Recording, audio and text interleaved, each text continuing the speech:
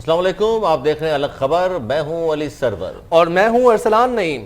روزانہ کی طرح آج بھی ناظرین پروگرام میں شامل کریں گے ٹاپ سٹوری. سب سے پہلے گفتگو کریں گے سندھ سینٹرل جیل میں جو واقعہ پیش آیا ہے. ایک ویڈیو بڑی سرکولیٹ کر رہی ہے سوشل میڈیا پر بھی، واٹس ایپ گروپ پہ بھی، جس کی وجہ سے کافی زیادہ سوالات جو ہے وہ جنم لے رہے ہیں. اس حوالے سے پروگرام کے پہلے حصے میں گفتگو کریں گے سینٹرل جیل پر، جبکہ دوسرے حصے میں گفتگو کریں گے دوسرے سے میں گفتگو کریں گے ہم شیخ رشید صاحب اور شہباز شریف صاحب کے اس بیان پر. شہباز شریف صاحب نے کہا ہے کہ ایف آئی کی تفتیشی ٹیم نے انہیں ہراساں کیا ہے، بہت بڑا الزام لگایا، اور اس پر ترجمان ایف آئی اے کا بیان بھی سامنے آ گیا ہے، وہ بھی آپ کے سامنے رکھیں گے. اس کے علاوہ شیخ رشید احمد وفاقی وزیر داخلہ ہیں، انہوں نے کہا جی بلاول ایک بار نہیں 3 بار امریکہ جائیں، لیکن عمران خان 5 سال پورے کریں گے. بلاول بھٹو زرداری چونکہ امریکہ جا رہے ہیں، اس حوالے سے آج انہوں نے یہ بات کی ہے. اور آزاد کشمیر الیکشن کے بعد اپوزیشن حکومت کے تعلقات ٹھیک ہو جائیں گے، یہ بھی دعویٰ کیا ہے شیخ رشید احمد صاحب نے.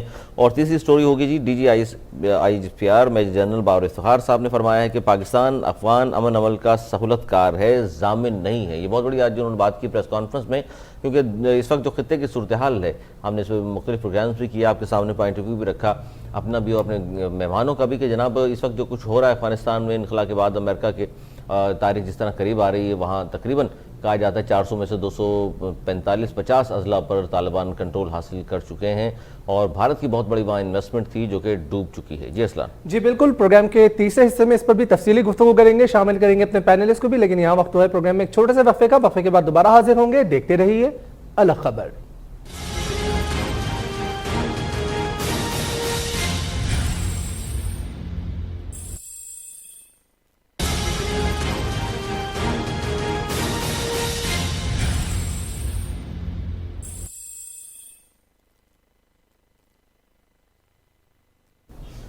پروگرام میں ایک مرتبہ پھر آپ کو خوش آمدید کہتے ہیں. آپ دیکھتے ہیں الگ خبر اور اب بڑھتے ہیں اپنی پہلی سٹوری کی جانب. جی علی. جی ہم بات کر رہے ہیں جی سب سے جو پہلی سٹوری ہے کراچی سینٹرل جیل کے حوالے سے. اندرونی کہانی بے نقاب، کیوں ایک درخواست گزار ہیں فضا حسین مہر. 8 دن انہوں نے سینٹرل جیل میں گزارے، کراچی سینٹرل جیل میں، اور اس کے بعد باہر آ کر انہوں نے جو انکشافات کیے ہیں بڑی ہولناک انکشافات ہیں. جس طرح انہوں نے کہا کہ جی اندر جس طرح گنجائش سے زائد ظاہر قیدی رکھے ہوئے ہیں کراچی سینٹرل جیل میں، تو ہمیں معلوم ہے 5700 سے زائد قیدی موجود ہیں کرونا وائرس کے باوجود بھی. اس کے باوجود وہاں ہم دیکھتے ہیں بہت ساری وہاں اس طرح کی چیزیں ہو رہی ہیں، جس طرح باہر بہت ساری چیزیں جو دستیاب ہوتی ہیں ممنوع، وہ جیل کے اندر بھی وہاں موجود ہیں. اس کے علاوہ نشے کی تمام چیزیں وہاں موجود ہیں، جہادی تنظیموں کو لٹریچر وہاں دستیاب ہے. اس کے علاوہ وہاں جس طرح کوئی بھی ملزم جاتا ہے، کیونکہ روزانہ کی بنیاد پر کراچی شہر میں سینکڑوں کی تعداد میں جھوٹی ایف آئی آرز درج ہوتی ہیں. وہ لوگ جاتے ہیں جیل میں، وہ باقاعدہ طور پر ملزم جاتے ہیں اور مجرم بن کے نکلتے ہیں. حالانکہ جیل اصلاح کے لیے ہوتی ہے، لیکن ہمارے یہاں دیکھا یہ جاتا ہے کہ بے گناہ لوگ بھی جاتے ہیں، اور وہاں جو ملزمان ہوتے ہیں، مجرمان بلکہ جنہیں ہم کہیں گے، وہ جو جس طرح کہ ان کے ساتھ سلوک ہوتا ہے، جس طرح مارا پیٹا جاتا ہے ایک عام آدمی کو اگر وہ جیل چلا جائے کسی جھوٹے سچے کیس میں. تو اس پر ہم بات کر رہے ہیں. انہوں نے درخواست دی، اور اس درخواست پر پھر انہوں نے آئی جی کو بھی یہ درخواست دی تھی، اپلیکیشن گورنر سندھ کو بھی دی تھی. اس پر پھر ایکشن ہوا ہے. گورنر سندھ نے اس پر ایکشن لیتے ہوئے آئی جی جیل خانہ جات کو کہا ہے کہ جی معاملے کی جانچ پڑتال کر کے رپورٹ جمع کرائی جائے. اور انہوں نے جو الزامات لگائے ہیں وہ بڑے سنگین ہیں، کیونکہ سینٹرل جیل کے حوالے سے اگر ہم بات کریں تو جون 2017 میں بھی رینجرز نے وہاں سرچ آپریشن کیا تھا، اور ممنوع اشیاء کے ساتھ ساتھ 33 لاکھ روپے سے زائد کی رقم بھی برآمد ہوئی تھی. اب جیل میں رقم کا کیا کام ہے جی، یہ بھی بڑی اہم سوالات کو جنم دیتا ہے کہ ان پیسوں سے وہاں کیا کیا چیزیں خریدی جا سکتی ہیں، کس طرح سہولت لیتے ہیں وہ لوگ. اور اگر نہ دے کوئی شخص، پیسے نہیں ہوں کسی غریب ملزم کے پاس، تو پھر مارا پیٹا جاتا ہے، ان کے گھر والوں کو سامنے بھی تشدد کا نشانہ بنایا جاتا ہے. یعنی جیل میں اگر کوئی ملاقاتی بھی ان سے ملاقات کے لیے وہاں آتے بھی ہیں، تو اس لیے میں یہ تمام چیزیں سامنے پیش کر رہا ہوں تاکہ ہمارے معزز مہمان جو ہیں ان تمام چیزوں کو بتا سکیں کہ جی اس طرح ایک قیدی گیا ہے، ایک شخص کے وہاں جیل ہو گئی کسی جھوٹے سچے کیس میں، اور جب باہر آیا 8 دن کے بعد، تو یہ تمام چیزیں ان کے ساتھ انہوں نے جو درخواست میں لکھ کر باقاعدہ طور پر گورنر سندھ کو، آئی جی جیل خانہ جات کو اور دیگر محکموں کو ارسال کی، جس پر گورنر سندھ نے نوٹس لیا ہے. اسی پر ہم بات کر رہے ہیں. ہمارے ساتھ موجود ہیں معروف قانوندان وقاص ابریز خان صاحب. السلام علیکم. وعلیکم السلام. سر ہم بات کر رہے ہیں کہ قیدیوں سے تشدد کر کے ماہانہ لاکھوں روپیہ وصول کیا جاتا ہے کراچی سینٹرل جیل میں. اس کے علاوہ انٹرو میں اگر آپ نے سنا ہو میرا، تو اس میں یہ بھی بتایا گیا، میں نے بتایا کہ جی جون 2017 میں رینجرز نے جو سرچ آپریشن کیا، یا اس سے پہلے فروری 2016 میں بھی آپریشن ہوا تھا، ان تمام میں یہ باتیں سامنے آئیں کہ تمام کی تمام ممنوع اشیاء وہاں دستیاب ہیں. اور 33 لاکھ سے زائد کی رقم بھی وہاں سے برآمد ہوئی تھی. آپ کیا کہیں گے سر؟ یہ تو ایک ہم کہتے ہیں جی ملزم جاتا ہے اور پکا مجرم بن کے باہر آتا ہے. حالانکہ اصلاح کے حوالے سے جیل خانہ جات ہوتے ہیں جہاں اندر جا کے کچھ نہ کچھ لوگ سیکھ کر آتے ہیں, توبہ کر آتا ہے آدمی کے تمام, اگر مجھ سے غلطی کوتاہیاں ہوئی بھی ہیں تو آئندہ نہیں کروں گا. لیکن ہمارے یہاں تو اس کے برخلاف تمام چیزیں ہو رہی ہیں. دیکھیں جی, ہماری جو انگلش جیورسپروڈنس ہے اس کے اندر 10 قسم کی سزائیں جو ہیں وہ ڈیفائن کی گئی ہیں. ان کے اندر ایک سزا کی جو قسم ہے وہ ریفارمیٹیو پنشمنٹ ہے, اصلاحی سزا. سزا کا مقصد جو ہے وہ کسی بھی ملزم کی یا مجرم کی اصلاح کرنا ہے. اور جب بھی کسی شخص کو بہائنڈ بار رکھا جاتا ہے یا جیل میں رکھا جاتا ہے تو دنیا بھر کی جو جیلیں ہیں, اسپیشلی جو مہذب اقوام ہیں, ان کی جیلوں کو جو ہے. اچھا, اس پر ہم بات کریں جی کراچی سینٹرل جیل کی اندرونی کہانی جب بے نقاب ہوئی ہے. درخواست گزار نے جو چیزیں باہر آ کر انکشافات کیے ہیں ارسلان, بڑے ہولناک ہیں. بڑے ہولناک ہیں علی, آپ نے بالکل درست فرمایا. کسی بھی معاشرے میں جرائم کو روکنے کے لیے, اس کی اصلاح کے لیے جو جیل ہے بیسکلی وہ یہی ہوتی ہے کہ وہاں اس کی جو ہے کردار سازی کی جا سکے تاکہ وہ دوبارہ جرم کا مرتکب نہ ہو, بلکہ جرم سے اجتناب کرے, وہ کرائم سے اجتناب کر ایک خود مختار بہتر شہری بن سکے. دنیا بھر میں ہم نے جیلوں میں دیکھا ہے جہاں پر قیدی جیلوں میں ہوتے ہیں وہاں ان کی کردار سازی کے لیے مختلف جو ہے وہ ورکشاپس اور چیزیں کی جاتی ہیں, انہیں ہنر سکھائے جاتے ہیں تاکہ وہ جرم کے مرتکب نہ ہو. بیرسٹر وقاص ابریز خان ہمارے ساتھ موجود ہیں. سر بتائیے گا, جیل تو اصلاح کا ایک ادارہ ہے, یقینی طور پر وہاں پر ہنر سکھائے جاتے ہیں تاکہ جرم کا مرتکب نہ ہو. ہمارے معاشرے میں پھر کیوں اس کو ایک مجرم کو باقاعدہ ایک ملزم کو مجرم بننے کے راستے دکھائے جاتے ہیں, اس کو مجرم بنایا جاتا ہے؟ سر کیا کہیں گے اس پر؟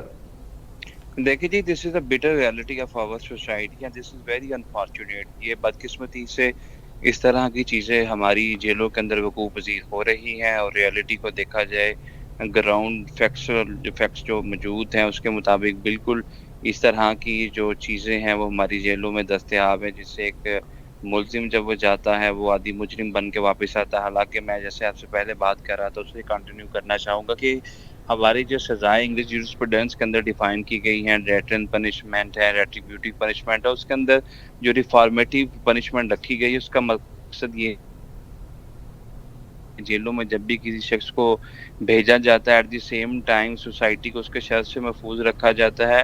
اور دوسری چیز جو اہم ترین اس کے پیچھے ریزن بتایا جاتا ہے وہ یہ کہ تاکہ اس کی اصلاح کی جا سکے. لیکن پاکستان کی جیلوں میں کسی ملزم کی اصلاح کے لیے وہ سامان ہی موجود نہیں ہے, وہ انسٹرومنٹس ہی موجود نہیں ہے کہ جس سے کسی ملزم کی اصلاح کی جائے. اور ایٹ دی سیم ٹائم جو پوری دنیا کے اندر مہذب معاشروں کے اندر اسے ریہیبلیٹیشن سینٹر کا بھی درجہ دیا جاتا ہے, پاکستان کے اندر اس طرح کی بھی کوئی چیز نظر نہیں آتی. جیلوں کے اندر منشیات بھی دستیاب ہے, وہاں پہ قیدیوں کے ساتھ غیر انسانی سلوک بھی کیا جاتا ہے, تشدد کی ویڈیو بھی وائرل ہوتی ہیں, اور ان کو کئی دفعہ جیلوں کو they have turned into a torture center. تو یہ ایک بڑی ڈریڈفل اور ڈاؤٹفل چیز ہے جو پاکستان کی جیلوں میں دیکھنے کو ملتی ہیں. میں آپ کی ہوش گزار ایک بڑی ضروری بات کرنا چاہوں گا کہ پاکستان کے اندر چونکہ جتنی بھی دنیا کے اندر تھرڈ ورلڈ کنٹریز ہیں, اور اسپیشلی اگر ہم پاکستان کی, بنگلہ دیش کی اور انڈیا کی بات کریں تو ان ممالک کے اندر بہت ساری ایف آئی آر جو ہیں وہ جو لانچ کی جاتی ہیں ان کے اندر جو bulk of F I R ہیں وہ فٹیشیس ہیں, وہ فلیلیس ہیں, وہ بوگس ہیں, وہ جھوٹی ہیں. لہذا کوئی بھی شخص جو ہے وقتی طور پہ 1 مہینہ یا 15 دن جب وہ جیل میں گزارتا ہے اور الٹیمیٹلی اس کی ضمانت ہو جاتی ہے, یا الٹیمیٹلی جب اس کا ٹرائل کنکلیوڈ ہوتا ہے 6-7 مہینوں کے بعد اور اسے باعزت بری کر دیا جاتا ہے, تو وہ جو 6-7-8 مہینے اس نے جیل میں گزارے ہوتے ہیں اس کا زندگی کا وہ ورسٹ ایکسپیرینس گزرتا ہے. نہ وہاں پہ واش روم کی پراپر فیسلٹیز ہیں, نہ وہاں پہ کھانے پینے کی پراپر فیسلٹیز ہیں, نشے کی تمام چیزیں وہاں پہ اویلیبل ہیں. لہذا یہ تمام چیزیں جو ہے محکمہ جیل جات کی جو پرفارمنس ہے اس پہ ایک برننگ ایشو اور برننگ کویسچن رائز کرتی ہیں. اور جب تک ہماری جیلیں جو ہے وہ کردار سازی کے لیے ریہیبلیٹیشن سینٹر کے طور پہ, اور جب تک یہ ملزم کو سدھارنے کے لیے, ان کے معاملات زندگی درست کرنے کے لیے اپنا کردار ادا نہیں کریں گی, آپ نے بالکل درست انڈیکیشن کی. اچھا یہ وقاص ابریز ملزمان خان جو ہیں سر یہ سوال مجرمان کرنا بن کے چاہوں گا آپ نکلیں سے گے. یہاں پر. بیرسٹر صاحب فرمائیے گا کہ ظاہری بات ہے کردار سازی کی جاتی ہے جس طریقے سے آپ نے مثال دی، یہ تو ہمارے معاشرے کے لیے اور زیادہ خطرناک نہیں ہے کہ ایک ملزم کو مجرم بنانے کے لیے اس کی مزید یا بجائے کہ اس کی کردار سازی کی جائے، اس کو منشیات وہاں پہ فروش کی جا رہی ہے، پھر جس طرح کے قیدی ظاہری باتیں موجود ہوتے ہیں، ایک اگر عام شہری اور وہ کسی کیس میں جیل چلا جاتا ہے اور ضمانت تک ظاہر ہے جس طریقے سے آپ نے فرمایا کہ وہ کچھ عرصہ اگر جیل میں گزارتا ہے تو یقینی طور پر اس کے ذہن پر کس طریقے کے اثرات مرتب ہوتے ہیں، اور یہ تو کافی خطرناک نہیں ہے سوسائٹی کے لیے سر؟ بالکل اسی طرح میں آپ کو بتا رہا ہوں کہ ہماری سوسائٹی کے اندر جو بہت ساری ایف آئی آر لانچ کروائی جاتی ہیں، چونکہ ان میں سے بے بنیاد بھی ہیں، من گھڑت بھی ہیں، دوسروں کو ہراساں کرنے کے لیے، لیکن جب وہ شخص جو ہے کسی بھی جھوٹی ایف آئی آر کی پداش میں بیہائنڈ دی بار رکھا جاتا ہے تو اس عرصے کے اندر جو ہے وہ جیل کا ایٹماسفیئر انوائرمنٹ دیکھنے کے بعد، یہ آبزرو کرنے کے بعد، میرے خیال میں بجائے اس کے کہ اس کی اصلاح ہو سکے، وہ ایک ملزم سے عادی مجرم بن جاتا ہے۔ لہٰذا میں جو بطور اسٹوڈنٹ آف لاء یہ چیز سمجھتا ہوں کہ جس طرح مہذب معاشروں کے اندر، سویلائزڈ نیشن کے اندر، میں یو کے کی مثال ضرور دینا چاہوں گا چونکہ ہم یو کے کا لاء بھی پڑھتے ہیں، ہمارے ملک میں یو کے قوانین بھی رائج الوقت ہیں، تو ان کے اندر جو ہے یہ چیز بڑی زبردست طریقے سے پورٹریٹ بھی کی جاتی ہے، پرویل کی جاتی ہے کہ جیلوں کے اندر جو شخص آتا ہے ان کی حتی المکان کوشش یہی ہے کہ اسے ہارش ہینڈڈ کی بجائے اس کی ریفارمیشن کے لیے، اس کی اصلاح بالکل کے لیے وہ تمام۔ سر اس میں ایک اور بات میں جاننا چاہوں گا، اس پہ قانون کیا کہتا ہے؟ کیونکہ جیل میں سینکڑوں دہشت گرد ہیں، باقاعدہ طور پر جو سزا یافتہ ہیں سینکڑوں دہشت گرد، اسی بیرکس میں ایک نئے ملزم کو چھوٹی موٹی چوری چکاری کے چکر میں کوئی شخص پکڑا گیا ہے، جھوٹے سچے کیس میں اندر آیا ہے، اسی بیرکس میں وہ دہشت گرد سزا یافتہ بھی موجود ہیں اور اسی میں وہ نیا آنے والا قیدی بھی موجود ہے۔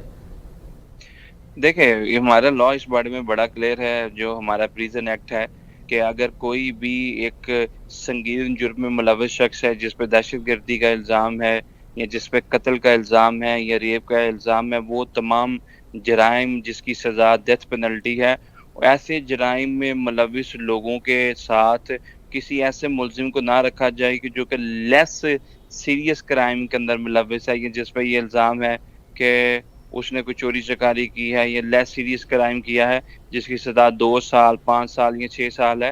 لہٰذا یہ رولز جو ہیں، ریگولیشن جو ہیں، that has already been defined in our prison act، تو لہٰذا میں یہ سمجھتا ہوں کہ ہماری جیلوں کے اندر تو اس کی چیز کی ڈسکریمنیشن رکھی ہی نہیں جاتی، اور یہ سوچا ہی نہیں جاتا کہ ایک شخص جو ہے جس کے اوپر کسی چیٹنگ کا یا فراڈ کا الزام ہے یا کسی لائٹر نوٹ پہ پی ٹی اوفینس کا الزام ہے، اس کو املگمیٹ کر دیا جاتا ہے ایک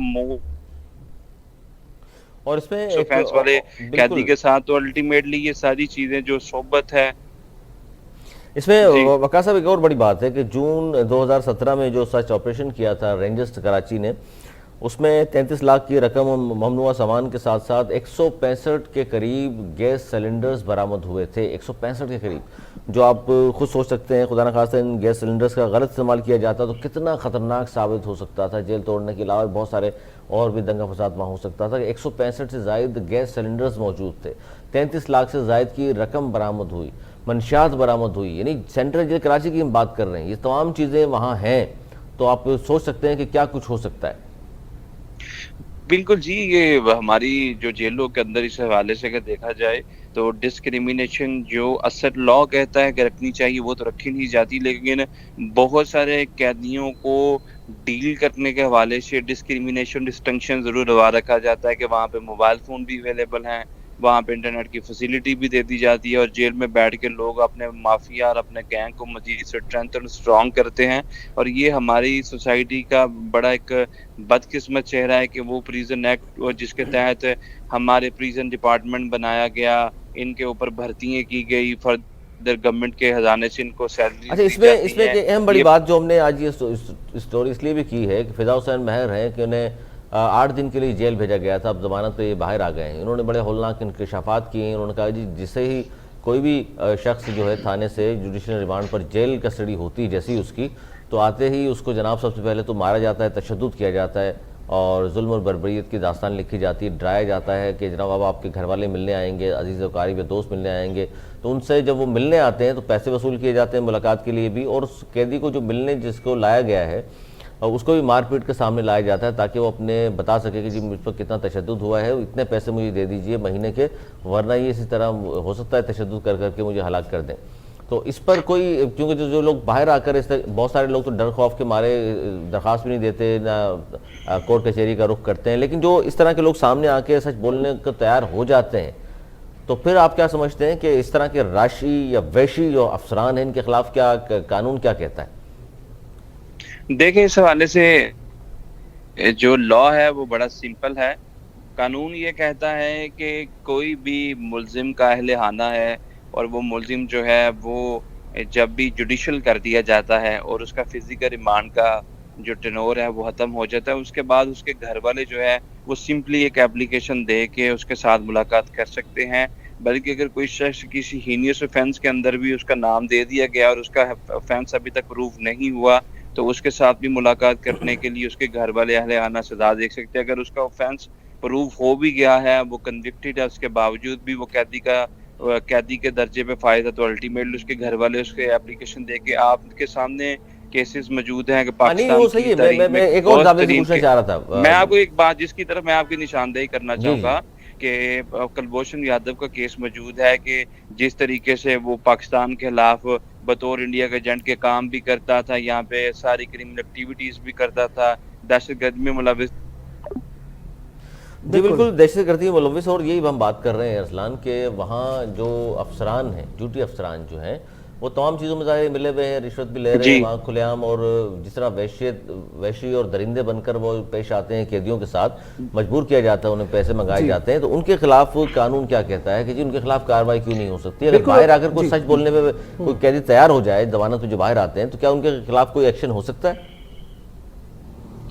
جی بالکل جی, ان کے خلاف کارروائی ہو سکتی ہے. کوئی بھی آج سے ملاقات کروانے کے بہانے سے پیسے مانگتا ہے تو 161 ہے PPC کا کہ کوئی بھی سرکاری ملازمت, کوئی بھی لیگل کام کرنے کے لیے آپ سے ریمونریشن ایکوائر کرتا ہے یا انفیئر گین لینا چاہتا ہے یا الگاٹل منی آپ سے گین کرنا چاہتا ہے, تو ایٹ دی سیم ٹائم تحریرات پاکستان کی دفعہ 161 موجود ہے جس کی 3 سال تک سزا جو ہے وہ ڈیفائن کی گئی ہے ضابطے کے اندر.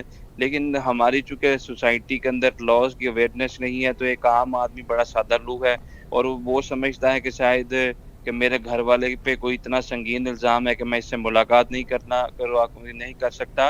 تو جو آپ نے نشاندہی کی, یہ 70 سے 80% کیسز کے اندر یہ بھی چیز نظر آتی ہے کہ یہ جو جیلوں کے اندر اسپیشلی جو ڈورز پہ تعینات یہ لوگ بھی ایک مافیا کی صورت بن چکے ہیں, جو کہ ان سے پیسے بٹورتے ہیں ملاقات کروانے کے لیے, اور ملاقات کوئی اتنا مشکل اور کٹھن مرحلہ بالکل اس کو کٹھن بنا دیا گیا. اچھا وقاص ذرا فرمائیے گا سر, کیا دوران ریمانڈ قانون اجازت دیتا ہے تشدد کی ملزم پر؟ جی سوری میں کیا دوران تفتیش یا دوران ریمانڈ قانون اجازت دیتا ہے کسی ملزم پر تشدد کرنے کی؟ کیونکہ ظاہر ہے جب تک جرم ثابت نہ ہو تب تک تو چیزیں نہیں ہو سکتی نا. دیکھیں کبھی بھی کسی بھی جگہ, چاہے وہ فزیکل ریمانڈ ہو چاہے وہ جوڈیشل ریمانڈ ہو, دونوں صورتوں میں جو تشدد جو ہے, جو وائلنس ہے یا کسی قسم کا پریشر ہے, ڈرانا دھمکانا, لاء کے اندر کسی قسم کی گنجائش موجود نہیں ہے. جب بھی پولیس والا کسی بھی شخص کو گرفتار کرتا ہے جو FIR کے اندر نامزد ہے یا جو شخص نامینیٹ نہیں ہے لیکن پولیس کو شک ہے, تو دونوں اشخاص کو پولیس کی یہ لائبلٹی ہے, ڈیوٹی ہے کہ ان کی فیئرلی اور ٹرانسپیرنٹلی انویسٹیگیشن انٹیروگیشن کرے, اپنی ضمنیاں لکھیں اور کلیکشن آف ایویڈنس میں جو ایویڈنس انہوں نے کلیکٹ کیے ہیں وہ 173 کے تحت صفحہ مثل پہ لائیں اور چلان جو ہے وہ کورٹ میں سبمٹ کرائیں. اس تمام پروسیس کے درمیان چاہے وہ جوڈیشل ریمانڈ ہو چاہے وہ فزیکل ریمانڈ ہو, دونوں کے درمیان پولیس کو یہ اختیار حاصل نہیں ہے کہ وہ تشدد کرے, وقاص صاحب اس پہ بڑی اہم چیز یہ بھی ہے, تمام وکلا جانتے ہیں, ججز جانتے ہیں, ظاہر ہے اسی سوسائٹی کا سب حصہ ہیں, سب کو معلوم ہے تھانے کلچر کیا ہے, کس طرح وہاں تشدد کیا جاتا ہے, کس طرح رشوت لی جاتی ہے. پھر اگر کوئی سچ بولنے کی ہمت کر ہی لے تو پھر وہاں جا کے جس طرح کہا جاتا ہے یہ ثبوت دیں, لیکن ظاہر ہے پولیس والے جس طرح کا تشدد کرتے ہیں, یہ تو ان کی خوبی ہے, بہت بڑی ان کی ٹیکنیک ہے ان کی, اس طرح کا تشدد کرتے ہیں نشان بھی نہیں ہوتا. تو پھر کیا کیا جائے ایسے مواقع پر؟ دیکھیں نشان جو ہے وہ آپ تب تک کوئی offense جو ہے وہ اسٹیبلش نہیں کر سکتے کہ جب تک آپ کے جسم پہ بروسز نہیں ہیں, ہراشیں نہیں ہیں, یا जख्मों के निशान नहीं है। चूँकि जब भी हम 337 के किसी भी प्रोविजन के तहत जो हर्ट्स के अंदर आती हैं चीज़ें, एफआईआर के अंदर आज करवाना चाहते हैं, तो उसमें जो एमएलसी है या एमएलआर है, मेडिकल लीगल रिपोर्ट है, वो बहुत ज़्यादा अहमियत की हामिल होती है। और डॉक्टर मेडिकल एग्जामिनेशन के बाद जो अपनी रिपोर्ट में रिमार्क्स लिखता है, उसकी बेसिस पे ही पुलिस जो है 154 के तहत कार्रवाई करती है। और आपने ये भी दुरुस्त कहा कि ये लोग अपने काम में इस कदर महारत रखते हैं, बजाय इसके कि वो मुलजिम के साथ अच्छा सलूक करें, उन्हें अच्छा शहरी बनाएं, उनकी इस्लाह करें, ये दूसरे कामों में महारत रखते हैं, जो कि एक मुलजिम को मुजरिम बना देती हैं, उसको इस तरीके से इस जगह पे तशद्दुद करते हैं, जिससे अल्टीमेटली ये लोग खुद कानून के दायरे से निकल जाते हैं। और इजाफा करना चाहूँ, हमारे भी ज़ाहिर वक्तन फ़वक्तन गुफ्तगू होती है अफसरान से पुलिस के, तो वो ये कहते हैं कि जी ये देख लीजिए आपके 70% करीब पुलिस तो हमारी वीआईपी प्रोटोकॉल पे सारा दिन ड्यूटी देती है, तो जो थोड़े से लोग रह गए हैं वो तफ्तीश के लिए इतना टाइम ही नहीं उनके पास होता, तो वो ज़ाहिर है फटाफट तो तफ्तीश जो निपटानी होती है वो उसका आखिर तरीक़ाकार यही है, तशद्दुद करके किसी से मनवा लिया। ज़ाहिर है बड़ा ये तो बड़ा लतीफ़ा मशहूर है पाकिस्तान भर में कि जी हाथी को हिरन साबित करना उनके लिए मुश्किल नहीं है। बिल्कुल इसी तरह जी, हमारे यहाँ जो क्रिमिनल जस्टिस सिस्टम है, स्पेशली जो हमारा पुलिस कल्चर है, उसके अंदर जो तशद्दुद जो है, this has become the order of day in Pakistan. और ये एक बड़ी आम फहम चीज़ बन चुकी है कि जब भी कोई मुलजिम को गिरफ्तार किया जाता है, उसका गिल्ट प्रूव होने से पहले जो है वो इस पर तशद्दुद किया जाता है। इवन के लॉ तो ये कहता है कि अदालत जब उसे कन्विक्ट भी कर देती है तो उसके बाद भी उस पर तशद्दुद नहीं किया जा सकता। अदालत के फैसले की रोशनी में जो भी सज़ा है, जज़ा है, जो अदालत उसका तयन करती है, उसी तरीके से वो अपनी सज़ा काटेगा। उस दौरान भी जब वो जेल में अपना वक्त गुजारता तो उस पर तशद्दुद नहीं किया जाएगा। लेकिन जब तशद्दुद नहीं किया जा सकता, वकास साहब, जब तशद्दुद नहीं किया जा सकता और इजाजत नहीं देता, और फिर कानून के रखवालों की जानिब से ही जो है वो कानून की धज्जियां उड़ाई जाती हैं, कैदी पर या मुलजिम पर तशद्दुद किया जाए, हालांकि वो मुजरिम नहीं है सर, तो फिर कानून इस हवाले से क्या कहता है? कानून इस हवाले से ये कहता है कि जब भी कोई भी शख्स, चाहे वो पब्लिक अथॉरिटी से रिलेटेड है, चाहे वो एक प्राइवेट इंडिविजुअल है, वो किसी भी शख्स पे इलीगली और अनलॉफुली तशद्दुद करेगा, जुल्म करेगा, उसके जिस्म के अगेंस्ट कोई बॉडी पे कोई भी इंजरी इन्फ्लिक्ट करेगा, तो उसको 337 के तहत डेफिनेटली जो तज़ीरत पाकिस्तान की दफ़ा है उसका इतला करके एफआईआर के अंदर आज करवाया जाएगा। अच्छा, पुलिस रिफॉर्म से ज़ाहिर सही कह रहे हैं आप, ये इसमें वक़ार साहब आपने एक जिक्र किया था, इंग्लैंड के लॉ का हवाला भी आपने दिया, तो आपने समझते हैं एक तो पुलिस रिफॉर्म्स होने चाहिए, सबसे पहली बात तो ये, दूसरा मॉडल जेल भी कोई बनाई जाए और इनको बाहर ले आकर ट्रेनिंग दी जाए, बाकायदा उन जेलों का मुआयना कराया जाए कि वो वहाँ किस तरह सलूक करते हैं, किस तरह ट्रेनिंग उनकी होती है। ये तमाम चीज़ें ज़ाहिर है पहल तो करनी पड़ेगी, क्योंकि जब हम बात करते हैं कि इसमें रुकावट क्या है, तो फिर वो बहुत सारी चीज़ें हमें सुनने को मिलना शुरू हो जाती हैं, वज़ीर जेल खानाजात से भी, और इस तरह जितने भी लोग हैं जो कानून साजी करते हैं वो उनके अपने फिर बहुत सारे मसाइल हैं। बिल्कुल जी, हमारी ये जी बिल्कुल। देखिए जी, जब तक हम अपनी जुडिशल रिफॉर्म्स नहीं करते, लीगल रिफॉर्म्स नहीं करते, पुलिस रिफॉर्म्स नहीं करते, और स्पेशली जो जेल रिफॉर्म्स हैं ये नहीं करते, हमारा सिस्टम जो है वो बेहतरी की तरफ नहीं आएगा। इससे पहले भी जो प्रीवियस जो गवर्नमेंट थी, डेमोक्रेसी की बातें करने वाली पीपल्स पार्टी और नून लीग, और मौजूदा गवर्नमेंट भी जो है इंसानी हकूक़ के तहफ़्फ़ुज़ व तक़द्दुस की बातें करने वाली, इनके सबके यही दावे थे कि हम जो है पाकिस्तान के अंदर जुडिशल रिफॉर्म्स, लीगल रिफॉर्म्स और पुलिस रिफॉर्म्स को इंट्रोड्यूस करवाएंगे। लेकिन दिस इज़ वेरी अनफॉर्चुनेट कि अभी तक कोई इस तरह की जेल रिफॉर्म्स या लीगल रिफॉर्म्स नहीं की जा सकी, जिससे जो बेगुनाह लोग हैं, जो इनोसेंट लोग हैं, जिनका नाम जानबूझ के हरासा करने के लिए एफआईआर के अंदर इंसानी हकूक़ की इंसानी हकूक़ की जो तंजीमें हैं, इस हवाले से देखा है हमने, वो भी कोई बहुत ज़्यादा एक्टिव नज़र नहीं आती, काम तो कर रही हैं थोड़ा बहुत वो भी, लेकिन बहुत ज़्यादा एक्टिव नज़र नहीं आती। वो भी कभी उनकी तरफ से मिलकर एक मुतालबा नज़र नहीं आया, हमने कहा हो कि जी जेल रिफॉर्म्स की जाएँ, पुलिस में इस्लाहात होनी चाहिए। देखिए, इंसानी हकूक़ की तंजीमें भी चंद एक ऐसी तंजीमें हैं जो कि फी सबीलिल्लाह काम करती हैं और अवाम की आवाज़ जो है वो बांगे दोहर और बड़े अच्छे तरीके से जी इस हवाले से प्रोग्राम में शामिल गुफ्तगू करेंगे। वकास अब्रिस्तान, आपको यहाँ रोकूंगा। सारिम बर्नी साहब मारूफ समाजी रहनुमा हमारे साथ मौजूद है, सारिम बर्नी ट्रस्ट के सरबरा, उन्हें प्रोग्राम में शामिल गुफ्तगू करेंगे। सर अस्सलाम वालेकुम।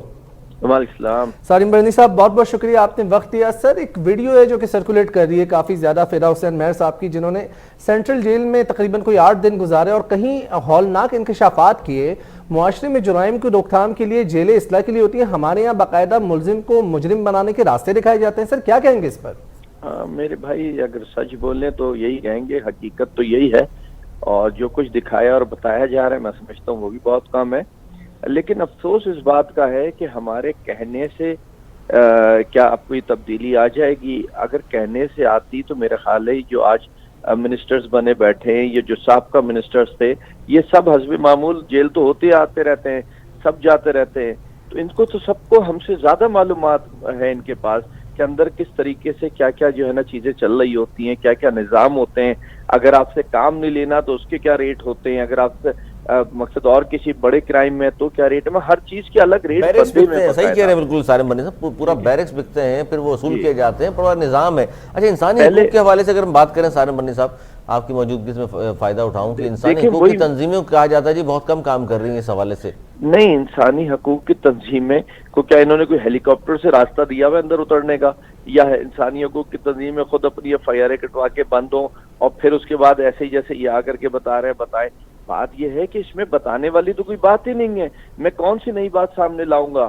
یہ جو لائے ہیں میں کہہ رہا ہوں تو یہ بھی بہت کم ہے. اس سے زیادہ لوگوں کو پتا ہے، اس میں عمل جو منسٹریاں بنی ہوئی ہیں، جو ادارے بنے، سب کو سب کچھ پتا ہے. تمام چیزیں اس کا مطلب ہے آپ لوگ بھی وقتاً فوقتاً وزیر جیل خانہ جات ہو یا ڈی آئی جی جیل خانہ جات، ان تمام سے ملاقاتیں بھی کرتے رہتے ہیں اور تمام چیزیں ان کے سامنے بھی رکھتے ہیں، تو ریئیکشن کیا ہوتا ہے ان کے سامنے سے؟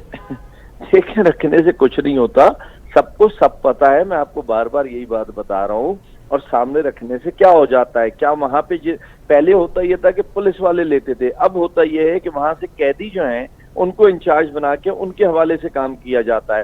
اب ایک کام اور ایڈ کر دیا گیا ہے کہ اپنے من پسند جو ہے نا پولیس اپنے این جی اوز بنا کر کے ان کو ان کر دیا گیا ہے کہ وہ سب سے آگے دکھاتے ہیں کہ جی بڑا اچھا کام ہو رہا ہے، بڑے نیک کام ہو رہا ہے. کوئی کسی کو ایوارڈ دے رہا ہوتا ہے، کوئی کسی کو سرٹیفکیٹ دے رہا ہوتا ہے. یہ سب مطلب کاروبار کے دھندے بنے این جی اوز میں بھی کالی بھیڑیں تو موجود ہیں، اس کا مطلب ہے؟ ایگزیکٹلی ہیں، کیوں نہیں ہیں، ہر جگہ موجود ہیں. اور یہ جو این جی اوز ان کی نشاندہی کیسے ہوگی سارم بنی صاحب؟ کو دیکھیں سب کو سب کچھ پتا ہے. مقصد میرا بتانے سے کوئی نئی چیز نہیں پیدا ہو جانی ہے، سب کو سب کچھ پتا ہے. جیل جا کے دیکھیں جیل کے ساتھ کون سی این جی اوز ان ہوئی ہوئی ہیں، کون کن کو کس طریقے سے جو ہے نا اپریشیٹ کر رہے ہوتے ہیں اور پیچھے کام کیا ہو رہے ہوتے ہیں، کس طریقے سے این جی اوز کے تھرو جو ہے نا فیسیلیٹیٹ کیا جا رہا ہوتا ہے. سارے کے سارے چیزیں سب کے علم میں. سالم بندی صاحب، ریفارمز کیسے لائی جا سکتی ہیں، اصلاحات کیسی لائی جا سکتی ہیں بہتری کے لیے تاکہ معاشرے سے جرائم کا خاتمہ کیا جا سکے؟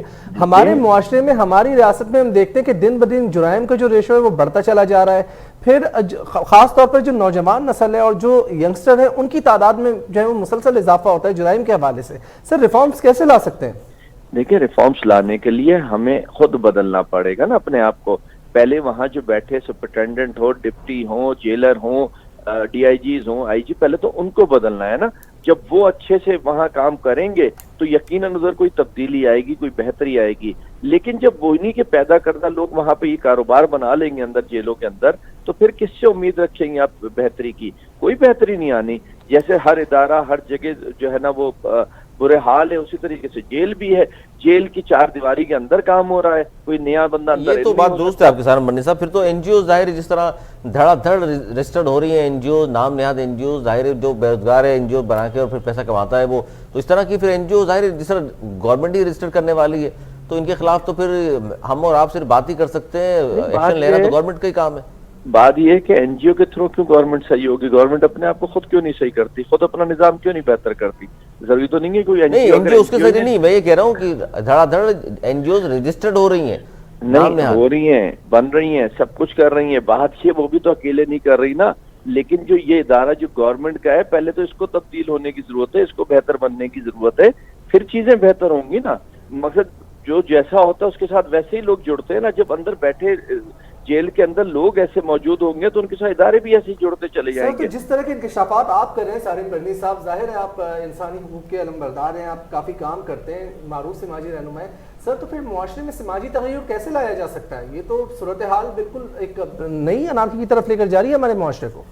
لیکن جو اس ملک میں اچھا کام کر رہا ہے وہ صرف یہ دیکھ کے کر رہا ہے کہ ہم نے جب اللہ کو اپنا حساب دینا ہوگا تو ہم ادھر جو ہے نا سرخرو ہو جائیں کہ ہم یہ بتائیں کہ ہم نے کسی برے کام میں ہاتھ نہیں ڈالا. باقی کوئی کیا کر رہا ہے وہ اختیار تو مجھے نہیں ہے روکنے کا، نہ کسی اور کو کسی ایسے غلط آدمی کو روکنے کا ہوگا، لیکن ہم لوگ اپنے آپ کو اگر بدلے، مجھ سمیت ہم اپنے آپ کو بدلے، بہتری کی طرف جائیں تو میرا خیال ہے بہتری آئے گی۔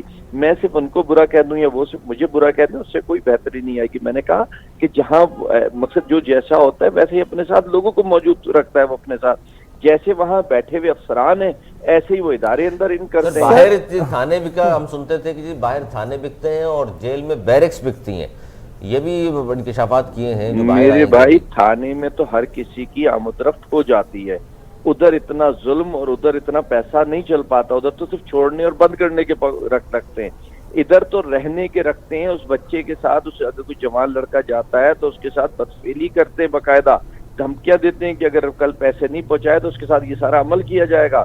ایسی چیزیں ہیں کہ میرا خیال ہے سننے والے حیران رہ جائیں گے کہ یہ ہو کیا رہا ہے اندر۔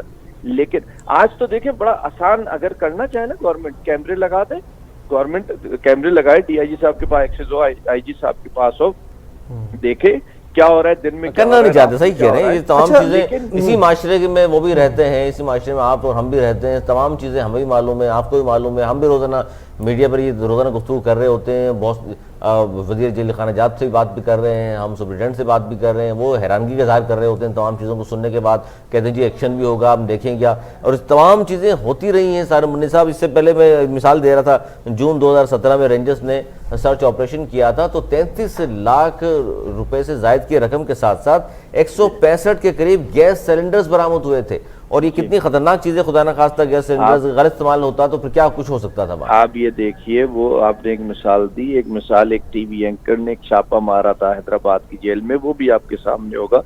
کئی بار کئی چیزیں سامنے آ چکی ہیں لیکن عمل نہیں کیا گیا نا۔ جب کوئی چیز اٹھتی ہے تو اس پہ وہ کہتے ہیں جی انکوائری ہوگی تو ٹیمیں بنیں گی تو ایسے کر دیں گے ویسے کر دیں گے، فکر نہیں کریں، اس کے بعد وہی سلسلہ جاری ہو جاتا ہے، بس بات ٹھنڈی کی جاتی ہے اور پھر وہی سلسلہ شروع ہو جاتا ہے۔ بارود کے ڈھیر پہ ہم بیٹھے ہوئے ہیں اور کسی وقت بھی کچھ بھی ہو سکتا ہے، پھر تو ہم انتظار کر رہے ہیں کسی طرح جناب کچھ ہو تو پھر ہم ایکشن لیں۔ بالکل ایسا ہی ہے۔ اچھا سارن برنی صاحب، کبھی حکومتی سطح پر ظاہر ہے آپ کے ادارے سے کسی نے رابطہ کیا اور تاکہ مل کر جو ہے کچھ اس طرح کے پروگرام یا ورکشاپ ترتیب دی جا سکے تاکہ جیل میں موجود قیدیوں کی اصلاح کی جا سکے، انہیں معاشرے میں جو باہر آنے کے بعد، ضمانت کے بعد یا مقدمہ ختم ہونے کے بعد جو ہے وہ بااختیار اور خود مختار شہری بن سکے؟ سر اس حوالے سے کچھ بھی کہنا چاہیں؟ ایک منٹ ہے آپ کے پاس۔ دیکھیں سب کچھ صحیح ہو جائے گا اگر گورنمنٹ کے لوگ، منسٹرز، اچھے لوگ خود 24 گھنٹے کسی بھی وقت جا کے جیل وزٹ کر سکیں، اور ایسے ادارے جو معاشرے میں اچھا کام کر رہے ہیں ان کو 24 گھنٹے کی اجازت دی جائے تو یقین جانیے بہت ساری بہتری ضرور آ جائے گی اور بہت جلد آ جائے گی۔ لیکن جس طرح سلسلے سے لے کر کے یہ چل رہے ہیں اس میں صرف ہم باتیں کر سکتے ہیں، امید کوئی نہیں رکھ سکتے۔ بالکل، بہت بہت شکریہ معروف سماجی رہنما سارن برنی صاحب، بیرسٹر وقاص ابریز خان ہمارے ساتھ آپ دونوں موجود تھے، آپ نے تفصیلی گفتگو کی ہے، ہمیں وقت دیا، آپ کا بہت شکریہ۔ ناظرین اس کے ساتھ ہی پروگرام میں وقت ہو جاتا ہے ہیڈ لائن کا، چلتے ہیں ہیڈ لائنز کی طرف، لیں گے چھوٹا سا وقفہ، وقفے کے بعد دوبارہ حاضر ہوں گے، دیکھتے رہیے الگ خبر۔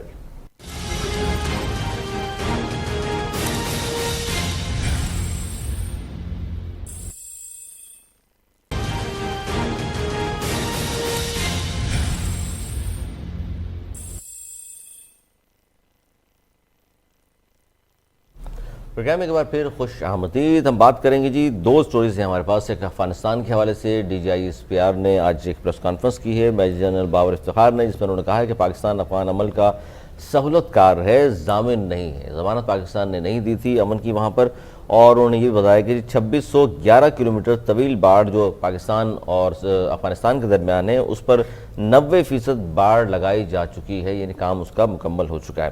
اور انہوں نے یہ بھی کہا ہے کہ افغانستان کے حوالے سے اگر وہ بات کریں تو انہوں نے کہا افغان فوج کی تربیت پر امریکہ نے کھربوں روپیہ خرچ کیا ہے، اپنی فضائیہ بھی ان کی موجود ہے، افغان فوج کی لڑنے کی اپنی گنجائش سب کے سامنے ہے، اور یہ بھی انہوں نے کہا کہ ہم اپنی سرزمین جو ہے کسی کے خلاف بھی استعمال ہونے نہیں دیں گے۔ افغانستان میں بندوق سے اگر امن آ سکتا تو 20 سال میں آ جانا چاہیے تھا، تو اس لیے لوگوں کو سمجھنا چاہیے کہ افغانستان کا جو امن ہے وہ مفاہمت سے آ سکتا ہے، اور یہی آج پریس کانفرنس میں ان کا لب الباب بھی تھا۔ اس کے علاوہ ایک خبر ہمارے پاس شیخ رشید احمد صاحب کی بھی ہے، جس میں انہوں نے بلاول پر تنقید کی ہے اور کہا ہے کہ بلاول ایک بار نہیں 3 بار امریکہ چلے جائیں، عمران خان صاحب 5 سال پورے کریں گے، اور دوسری طرف ہم نے دیکھا کہ شہباز شریف صاحب نے آج الزام عائد کر دیا ایف آئی اے پر، اور انہوں نے کہا جی مجھے ایف آئی اے کی ٹیم نے ہراساں کیا تھا، جس کا ایف آئی اے کے ترجمان نے انہوں نے ان تمام جو الزامات تھے شہباز شریف صاحب کے ان کو مسترد کر دیا، اور انہوں نے کہا جی دوران تفتیش ہم نے تو چائے کافی بھی پیش کی شہباز شریف صاحب کو،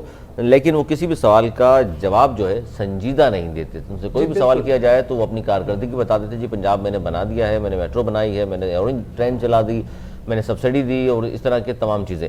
اب جو بات کر رہے ہیں جی اس وقت D G I S P R کے حوالے سے میجر جنرل باور افتخار کے، کہ پاکستان افغانستان کامن ویلتھ کے سہولت کار ہے، ضامن نہیں ہے، اس پر بات کر رہے ہیں۔ ہمارے ساتھ موجود ہیں ٹیلی فون پر میجر ریٹائرڈ ہاشم صدیقی صاحب۔ السلام علیکم۔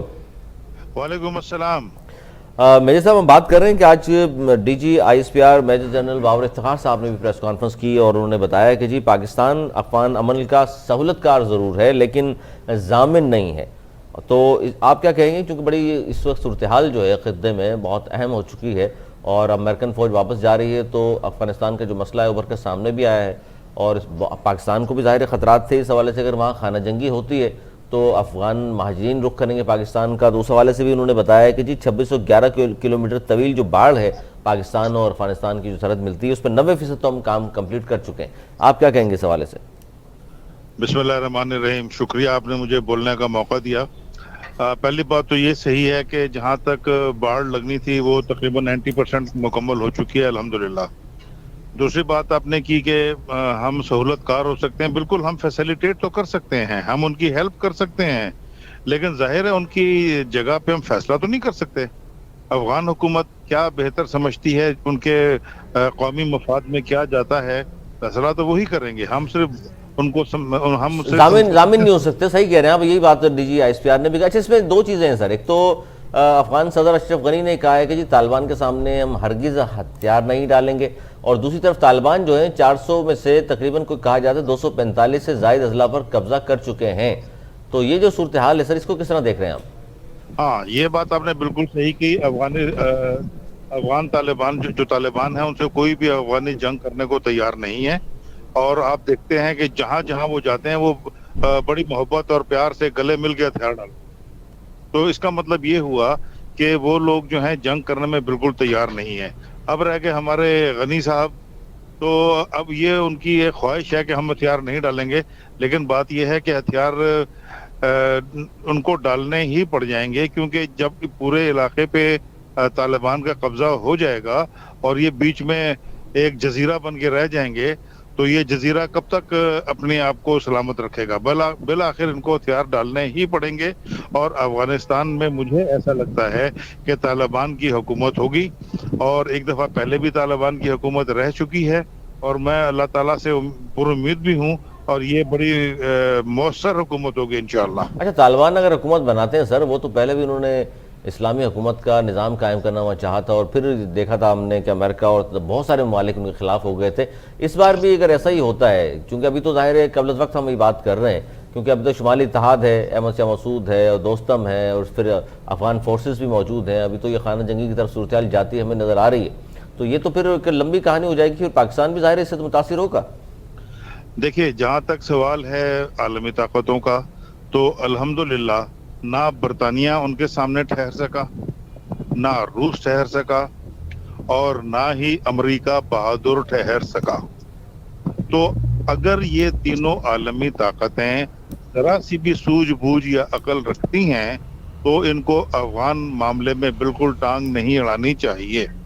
اب رہ گیا سوال شمالی اتحاد کا، تو بالکل جناب شمالی اتحاد سے مجھے ایسا لگتا ہے کہ انہیں کچھ مزاحمت کا سامنا کرنا پڑے گا، لیکن وہ اتنے زیادہ مؤثر نہیں ہوں گے کہ طالبان کے سامنے زیادہ عرصہ ٹھہر سکیں۔ اگرچہ ان کو ہمسایہ ممالک کی مدد بھی حاصل ہے، کمک بھی حاصل ہے، دونوں چیزیں حاصل ہیں، لیکن جب طالبان اتنے بڑے علاقے پہ قابض ہو چکے ہوں گے تو نفسیاتی طور پر بھی اور بین الاقوامی طور پہ بھی ان کی جو ہے وہ قوت کمزور پڑتی جائے گی، اور بالآخر طالبان قابو کر لیں گے۔ اب رہ گیا سوال خانہ جنگی کا، تو دیکھیے خانہ جنگی جو ہے نا، یہ اس کا امکان فوری طور پہ مجھے دکھائی نہیں دیتا۔ اچھا سر، پروگرام میں شامل گفتگو کریں گے یوسف دالیہ صاحب، رہنمائی پاکستان تحریک انصاف کے، انہیں بھی پروگرام میں خوش آمدید کہوں گا۔ اچھا ہاشم صدیقی صاحب، ذرا فرمائیے گا، گزشتہ دنوں ہم نے دیکھا تھا کہ امریکی کانگریس نمائندے گرام لنڈزے نے یہ کہا تھا کہ جو بائیڈن انتظامیہ کا رابطہ نہ کرنا پاکستان کے ساتھ اور بغیر ان کی مدد کے انخلا کرنا، یہ ایک نئی خطے کو جو ایک نئی جنگ میں دھکیل رہا ہے اور یہ بہت خطرناک ہوگا۔ اس کے بعد آج ہم دیکھتے ہیں کہ اینٹونی بلنکن نے باقاعدہ طور پر جو امریکی وزیر خارجہ ہے انہوں نے رابطہ کیا وزیر خارجہ شاہ محمود قریشی سے، اور پھر پاکستان کی مدد کا وہ اعتراف بھی کرتے ہیں کہ پاکستان ہمارے ساتھ جنگ میں سب سے زیادہ ایک اہم اتحادی رہا۔ سر کیا سمجھتے ہیں، خاموشی سے انخلا بھی کر رہا ہے، بعد میں جو ہے وہ اعتراف بھی کر رہا ہے کہ ٹھیک ہے ہمارا اتحادی نہیں، آپ نہیں سمجھتے خطے کو کہ نئی جنگ میں دھکیل کر امریکہ جو ہے بہت خطرناک کھیل کھیل رہا ہے؟ دیکھیے، ہر قوم جو ہوتی ہے نا وہ اپنے قومی مفادات کو سامنے رکھتی ہے۔ قومیں جو ہوتی ہیں یہ آپس میں کزن بردرز نہیں ہوتی۔ اب امریکہ کے انٹرسٹ میں کیا چیز ہے وہ اسی کو پروموٹ کرے گا، اور پاکستان اس لائن کو اختیار کرے گا جو ہمارے انٹرسٹ میں ہے۔ تو ابھی اس کے لیے قبل از وقت کچھ بھی کہنا جو ہے وہ مناسب نہیں ہوگا، لیکن میں یہ سمجھتا ہوں کہ کیونکہ پاکستان امن کی طرف ہے اور طالبان کی نئی حکومت بن رہی ہے، وہ بھی چاہیں گے کہ امن ہی رہے، اس لیے امید ہے کہ پاکستان اور افغانستان کے تعلقات جو ہیں وہ صحیح رہیں گے، اور انشاءاللہ تعالی یہاں پہ امن رہے گا، اور یہ خانہ جنگی والی صورتحال جو ہے نہ افغانستان میں پیدا ہوگی اللہ نے چاہا، اور نہ ہی پاکستان میں پیدا ہوگی۔ ٹھیک ہے سر، پروگرام میں یوسف دالیہ صاحب بھی ہمارے ساتھ موجود ہیں، ان سے بھی گفتگو کر لیتے ہیں۔ یوسف دالیہ صاحب فرمائیے گا، بدلتی ہوئی خطے کی صورتحال، ایک طرف سے امریکی افواج کا انخلا جاری ہے اور روزانہ ہم دیکھ رہے ہیں کہ نئی صورتحال جو ہے وہ سامنے آ جاتی ہے۔ اب افغان مہاجرین کا ایک سب سے بڑا مسئلہ جو ہے وہ پیدا ہونے والا ہے، ایران نے بھی اس حوالے سے منع کر دیا، ہم نے اپنی سرحدیں بند بھی کر دی ہیں، لیکن کہیں نہ کہیں دباؤ بڑھے گا۔ سر کیا کہتے ہیں، کیا دیکھ رہے ہیں، کیسے معاملات بہتر ہوں گے؟ جی یوسف صاحب، موقف دینے کے لیے دیکھیں، افغان مہاجرین کے لیے جو ہے وہ پاکستان نے کافی عرصے تک کوشش کی کہ ان لوگوں کو اپنے، جس طرح ہم نے اپنے لوگوں کو رکھا اپنے ملک کے بارڈرز کے اوپر، یا چاہے وہ ویسٹرن ہو یا سدرن بارڈر ہو ہمارا، تو افغان مہاجرین جو ہیں وہ بارڈر کے ایک طرف اور دوسری طرف جو ہے وہ تقریباً خاندان جو ہے وہ باہمی آپس میں ایک دوسرے کے رشتہ دار اور تعلق میں ہیں۔ تو ہم نے ہمیشہ وہ بھائی چارگی والا ماحول اور وہی سارے معاملات رکھے، مگر جب وہاں سے کراس بارڈر ٹیررزم اتنا بڑھ گیا تو اب پاکستانی گورنمنٹ نے جو ہے وہ اس کے لیے کچھ پریکاشنز لیے، جس میں فینسنگ وغیرہ جو آپ کے علم میں بھی ہوگا چل رہی ہے۔ تو ہم کوشش کر رہے ہیں کہ اس کو ایک باقاعدہ جس طرح بارڈر مینجمنٹ سسٹم ہوتا ہے پوری دنیا کے اندر، اس کو اس لیول پہ لا کے، اور جو ایک طریقہ کار ہے اس کے مطابق وہ آئیں، اپنے رجسٹریشن کروا کے آئیں، اپنی آئیڈینٹیفیکیشن دیں، اور جس طرح وہ آتے ہیں اور جاتے ہیں یہ ایک باقاعدہ ایک مینجمنٹ ہو جائے، اس کی مینج ہو جائے۔ اب اس کا جو بڑا مسئلہ ہے وہ یہ ہے کہ افغان مہاجرین جو ہے وہ پوری دنیا کے لیے تو لازمی بات ہے اتنا بڑا ایشو نہیں ہے۔ ایران جو ہے وہ چونکہ بارڈر لگتا ہے، پاکستان اس کا بارڈر لگتا ہے، ہم دونوں ممالک کے لیے ایک بڑا مسئلہ ہے، اور خصوصاً پاکستان کے لیے بڑا مسئلہ ہے، کیونکہ وہاں کی قومیت اور ہمارے یہاں جو قومیت ہیں وہ تقریباً ایک ہے۔ ایران میں تو پھر بھی ان کا لینگویج کا اور بہت سارے معاملات ہیں جو میچ نہیں کرتے ہیں، شاید وہاں لوگ روزگار کے لیے یا اپنے کوئی اور معاملات کے لیے یا وہ ویسٹرن کنٹریز پہنچنے کے لیے بھی وہ روٹ استعمال ہوتا ہے ایران والا، مگر پاکستان میں تو ان کے کاروبار بھی ہیں، اسی طرح پاکستانیوں کے بھی افغانستان میں کاروبار ہیں، آپس میں رشتہ داری ہیں۔ اچھا سر، یہ ساری چیزیں تو ظاہر ہے سب کے سامنے ہیں۔ سر ہمارے یہاں پہلے ہی جو وسائل ہیں وہ محدود ہیں، اور پہلے ہی ہمیں مختلف چیلنجز کا سامنا ہے۔ ہم نے دیکھا تھا گزشتہ دنوں وزیر خارجہ کی جانب سے بھی ایسے بیانات سامنے آ رہے تھے کہ افغان مہاجرین کی احترام کے ساتھ واپسی کی جو ہے وہ انتظامات کیے جا رہے تھے۔ سر اب ایک سول وار شروع ہو رہی ہے اور مزید افغان مہاجرین کو تو آپ مینیج نہیں کر سکتے، تو ان کو کیسے آپ مینیج کریں گے چیزوں کو؟ سر یہ تو ایک نئی صورتحال سامنے آ رہی ہے، ملک مزید مشکلات کا شکار ہوگا۔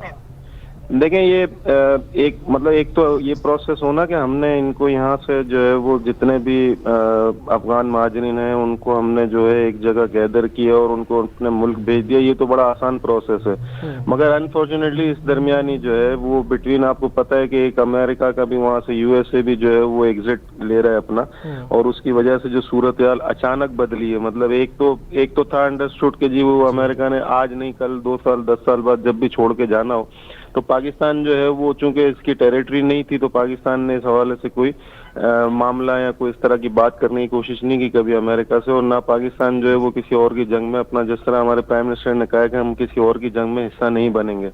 تو یہ بیسیکلی افغانستان کا ایشو تھا. مگر اب جب افغانستان سے امریکہ جس طرح سے ایگزٹ کر رہا ہے, لگ ایسا رہا ہے کہ جیسے ان کو بہت ہی کہیں کوئی مطلب اچانک کوئی سگنل مل گیا اور وہ نکل رہے ہیں, اس کی وجہ سے جو خانہ جنگی کی صورتحال اختیار کر رہی ہے. جان بوجھ کر, یہ تو دالیہ صاحب یہ تو صحیح کہہ رہے ہیں آپ, جان بوجھ کر ہو رہا ہے. میں تو بلکہ آپ دونوں کے سامنے یہ سوال رکھنا چاہوں گا, میجر صاحب آپ بھی, کہ تہران میں ہم دیکھ رہے ہیں کہ مذاکرات ہو رہے ہیں طالبان اور افغان حکومت کے درمیان. آپ کو لگتا ہے کچھ اچھی خبر وہاں سے آئے گی اور کوئی اس طرح کا معاہدہ ہو سکتا ہے کہ مل کر یہ حکومت کریں؟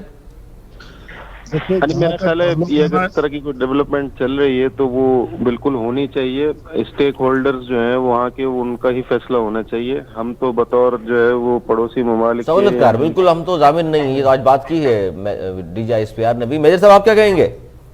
دیکھیے, جب کسی بھی ملک میں حالات خراب ہوتے ہیں تو اس کا اثر تمام ہمسایہ ممالک پر پڑتا ہے. اب یہ ہے کہ کسی ملک میں کم پڑتا ہے, کسی ملک میں زیادہ پڑتا ہے.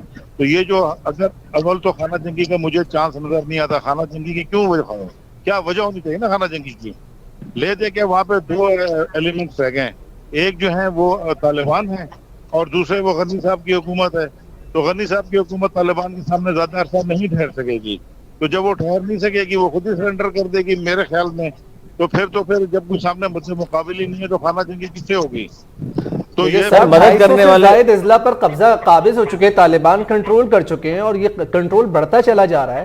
افغان حکومت ٹس سے مس ہونے کو تیار نہیں ہے. سر تو خانہ جنگی تو ہو رہی ہے, صورتحال تو سامنے نظر آ رہی ہے, اور پھر کہیں نہ کہیں پاکستان بھی تو اس سے براہ راست متاثر ہو سکتا ہے. بالکل, پاکستان, نہ صرف پاکستان بلکہ جس سے افغانستان کا بارڈر لگتا ہے وہ سب متاثر ہو سکتے ہیں.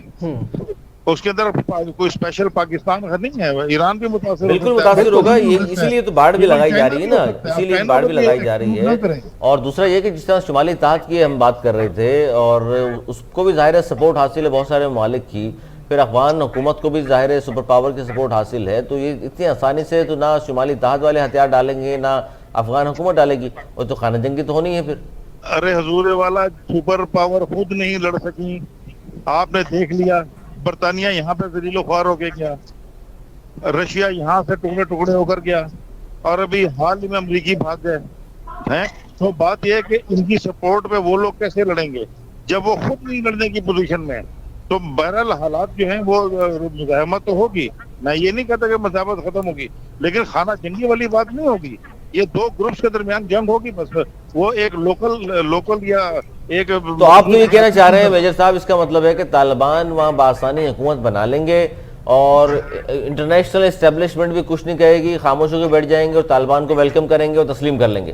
دیکھیے, انٹرنیشنل اسٹیبلشمنٹ جو ہے ان کے اپنے مقاصد ہیں, ٹھیک ہے.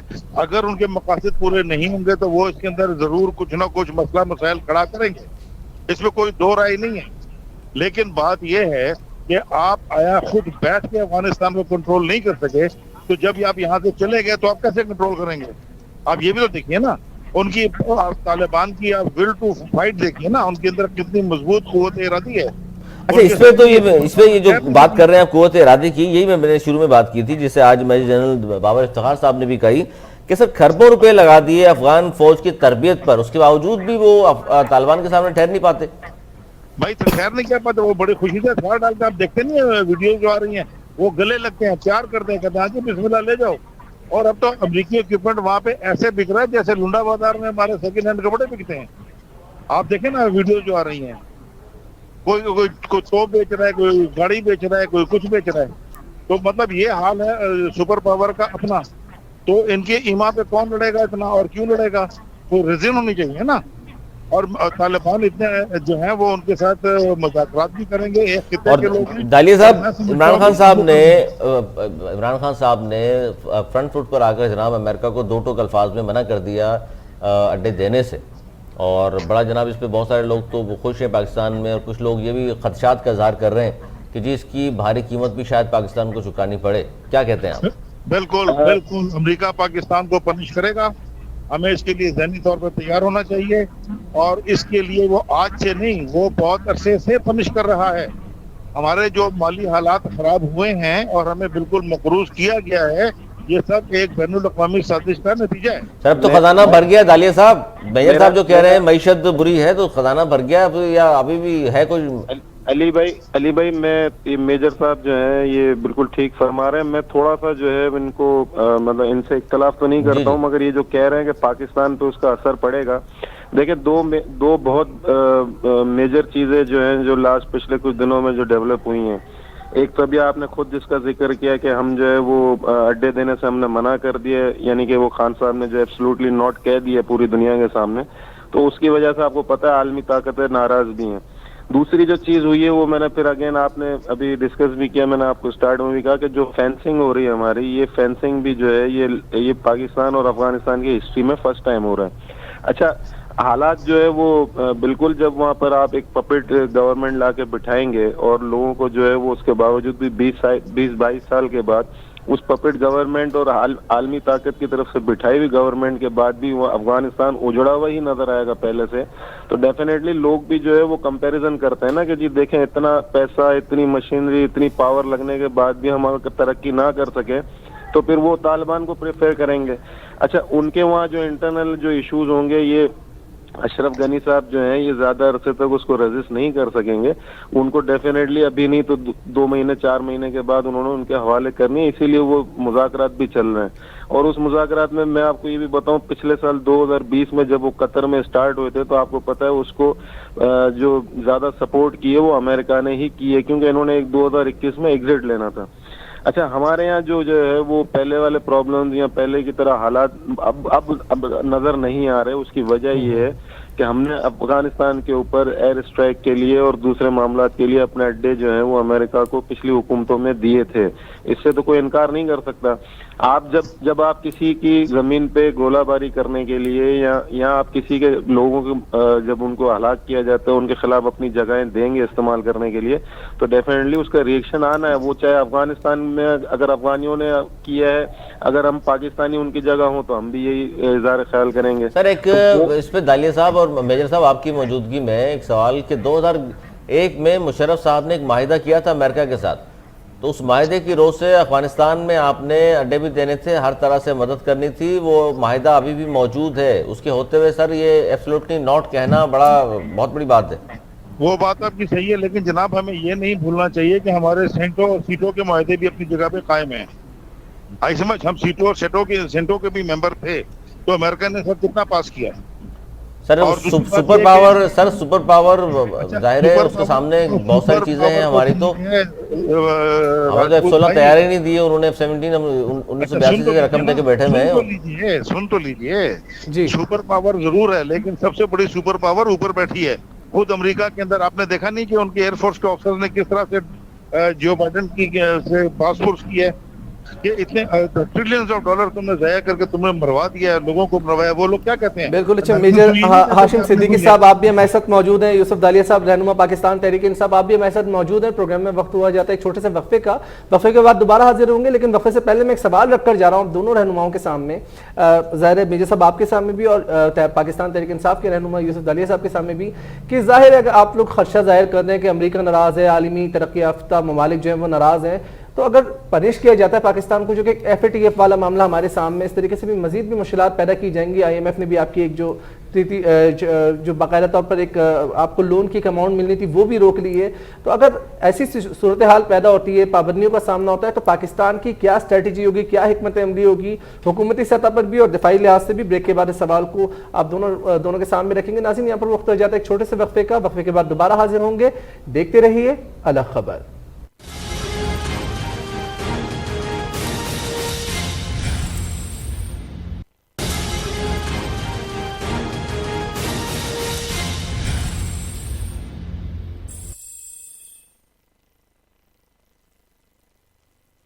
پروگرام میں ایک بار پھر خوش آمدید. ہم بات کر رہے ہیں افغانستان کی صورتحال, لیکن وطن عزیز کی جو سیاست ہے اس پر بھی تھوڑی بات کر لیتے ہیں, کیونکہ شیخ رشید احمد صاحب نے آج جو کہا ہے بلاول بھٹو زرداری صاحب کے حوالے سے, بلاول بھٹو زرداری صاحب امریکہ گئے ہیں, ان کے بارے میں انہوں نے کہا کہ ایک بار نہیں 3 بار بھی امریکہ چلے جائیں تو عمران خان صاحب نے 5 سال پورے کرنے ہیں. کیونکہ یہی بات ہم نے رکھی ہے PTI کے رہنما یوسف دالیہ صاحب سینئر رہنما ہیں ان کے سامنے بھی, اور اس پہ میجر صاحب سے بھی گفتگو کریں گے کہ جناب وطن عزیز کی جو سیاست ہے اس پر آپ کیا کہیں گے, کس طرف جا رہی ہے.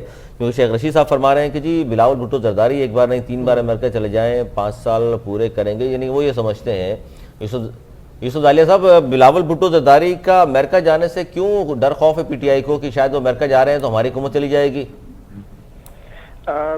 علی بھائی، بلاول بھٹو زرداری جو ہے وہ ان کو پورا حق حاصل ہے، وہ دنیا میں کہیں بھی جائیں وزٹ کر سکتے ہیں. پاکستانی بطور نیشن جو ہے وہ پی ٹی آئی کو ایک نئی پرابلم ہے، پوری نیشن کے لیے ایک جو ہے یہ اس وقت سوالیہ نشان ہے. جب پاکستان امریکہ کے لیے جو ہے وہ ایک سخت اسٹریٹجی پہلی بار پاکستان اپنی ہسٹری میں جو ہے وہ ایک ڈیولپ کر رہا ہے، اور پاکستان اس کے دباؤ میں بھی نہیں آ رہا، ان کو اڈے دینے سے بھی منع کر دیے، اور انہوں نے بالکل کلیئرلی یہ کہہ دیا کہ دیکھیں ہمارے 70-75 ہزار لوگ شہید ہو گئے آپ کی جنگ میں، 240 ارب سے زیادہ جو ہے وہ ہمارا ڈالر جو ہے وہ نقصان کر چکا ہے سر پاکستان. اس میں جانے میں کیا نقصان ہے؟ اگر عمران خان نے اسٹیٹمنٹ دیا ہے تو لوگ جانا چھوڑ دیں گے؟ آپ کے کتنے پارٹی کے رہنما جن کے وہاں کاروبار ہیں سب پیسہ نکال لو پھر وہاں سے. نہیں، میں نے آپ سے دیکھیں یہ کہا کہ اگر ذاتی نوعیت کا ان کا کوئی وزٹ ہے وہ بالکل جائیں. سر کانفرنسز ہیں وہاں پر، ان کی ملاقاتیں ہیں، ظاہر ہے جا سکتے ہیں. اب دیکھیں وہی اگر ان کی ملاقات جو ہے وہ پاکستان کی سیاست کے حوالے سے یا پاکستان کے فیوچر روڈ میپ کے حوالے سے، تو اگین پھر میں وہی بات کروں گا نا کہ دیکھیں اگر ہم پاسٹ میں دیکھیں تو یہی وہ گورنمنٹس تھیں جنہوں نے ان کو جو ہے اپنے سرزمین استعمال کرنے کے لیے اجازت دے دی تھی، چاہے وہ مشرف تھے چاہے وہ زرداری تھے. نہیں تو اس وقت تو گورنمنٹ آپ کی ہے سر، اس طرح تو پھر آپ کا جو سفیر بیٹھا ہے اس کو واپس بلا لیں، کہیں وہ اندر خانے کوئی بات نہ ہو جائے. تو آپ نے بڑی ڈر خوف کی بات کر دی کہ کوئی بھی شخص پاکستانی لیڈر وہاں جائے گا، ملاقاتیں کرے گا تو پاکستانی امیج کو بہتر طور پہ پریزنٹ کرے گا وہاں پر. آپ کو کیوں لگتا ہے کہ یہ لوگ جا کے پاکستان کے خلاف بات کریں گے؟ سر پاکستانی لیڈر ہیں، وہ ایک بڑی پارٹی کے چیئرمین ہیں، وہ پاکستان کے لیے اچھی بات کریں گے. نہیں، پاکستان کے لیے اگر وہ اچھی بات، میں نے کہا نا کہ پاکستان کے لیے اگر وہ اچھی بات کرتے ہیں، وہ ایک جماعت کے سربراہ ہیں، وہ بالکل جا سکتے ہیں، کر سکتے ہیں. مگر اگر ان کے خیال میں یا ان کے پارٹی کی لیڈرشپ یا ان کی جو تھنک ٹینکس ہیں ان کا یہ خیال ہے کہ اب پہلے والی جو ہے وہ ہوا چل رہی ہے کہ ہم جائیں اور وہاں سے جا کے اپنی حکومتیں چینج کروا لیں یا اپنے لیے کوئی سافٹ کارنر لے لیں، وہ وقت اب چلا گیا. اچھا جب اگر یہ کب وقت تھا؟ یہ وقت عمران خان صاحب آئے ہیں تو کیا امریکہ سے پوچھ کر آئے ہیں حکومت میں؟ نہیں، دیکھیں عمران خان صاحب جب پوچھ کر نہیں آئے سر تو پھر بلاول بھٹو جائیں کس سے ملاقات کریں؟ آپ کو خطرہ نہیں ہونا چاہیے؟ نہیں، ہمیں کیوں خطرہ ہوگا سر؟ دیکھیں جب 2007-8 کے اندر زرداری صاحب نے جب بی بی شہید کے مرڈر کے بعد گورنمنٹ جب ان کی بنی تھی تو 2007-8 کے بعد عمران خان پاکستان کا واحد لیڈر تھا جس نے نیٹو کے خلاف جو ہے وہ جتنے بھی ان کے اڈے یا جتنے بھی ان کے روٹ تھے اس کے خلاف پاکستان میں آواز اٹھانی شروع کی.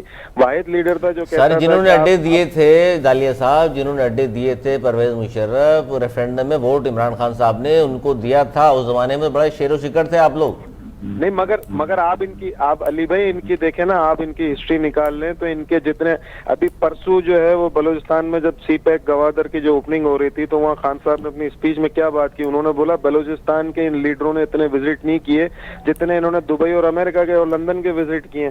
تو یہ وہاں کیوں جاتے تھے؟ اس وقت جو ہمارا پاکستان مسلم لیگ جو نون ہے اس کے جو نواز شریف صاحب ہیں، ووٹ کو عزت دینے کے لیے تو وہ بات کرتے ہیں، مگر اس وقت بیٹھے ہوئے وہ کہاں پر ہیں؟ لندن میں بیٹھے ہوئے ہیں. وہ تو کہتے ہیں جی علاج کرانے گئے. اس پہ میجر صاحب کا پوائنٹ آف ویو بھی لے لیتے ہیں. وہ کون سا علاج ہے جو پاکستان میں وہ 15 سر ویسے جانے بھی آپ کی حکومت نے ان کو اجازت دی تھی اور آپ کی وزیر صحت پنجاب کی جانب سے بھی اس حوالے سے پریس کانفرنسز اور ریکارڈ ہے.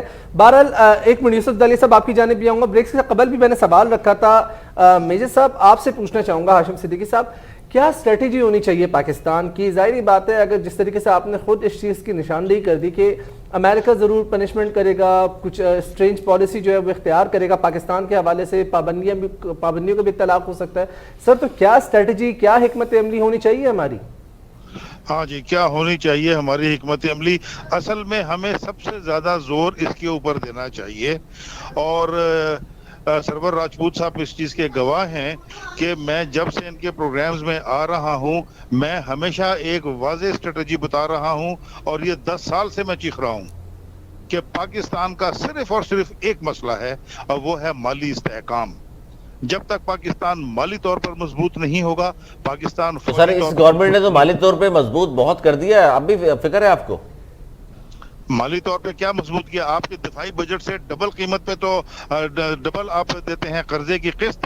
کیسے آپ نے مضبوط کیا؟ ہم تو مضبوط پاکستان کو اس وقت کہیں گے جب اس کے اوپر 1 روپیہ کا قرضہ نہ ہو. اور یہ ہمارے جتنے بھی سیاسی رہنما یہ کیسے ہو سکتا ہے میجر صاحب؟ اس گورنمنٹ نے تو مزید قرضہ لے لیا، 24,000 ارب سے 36,000 ارب پہ پہنچ گیا ہے.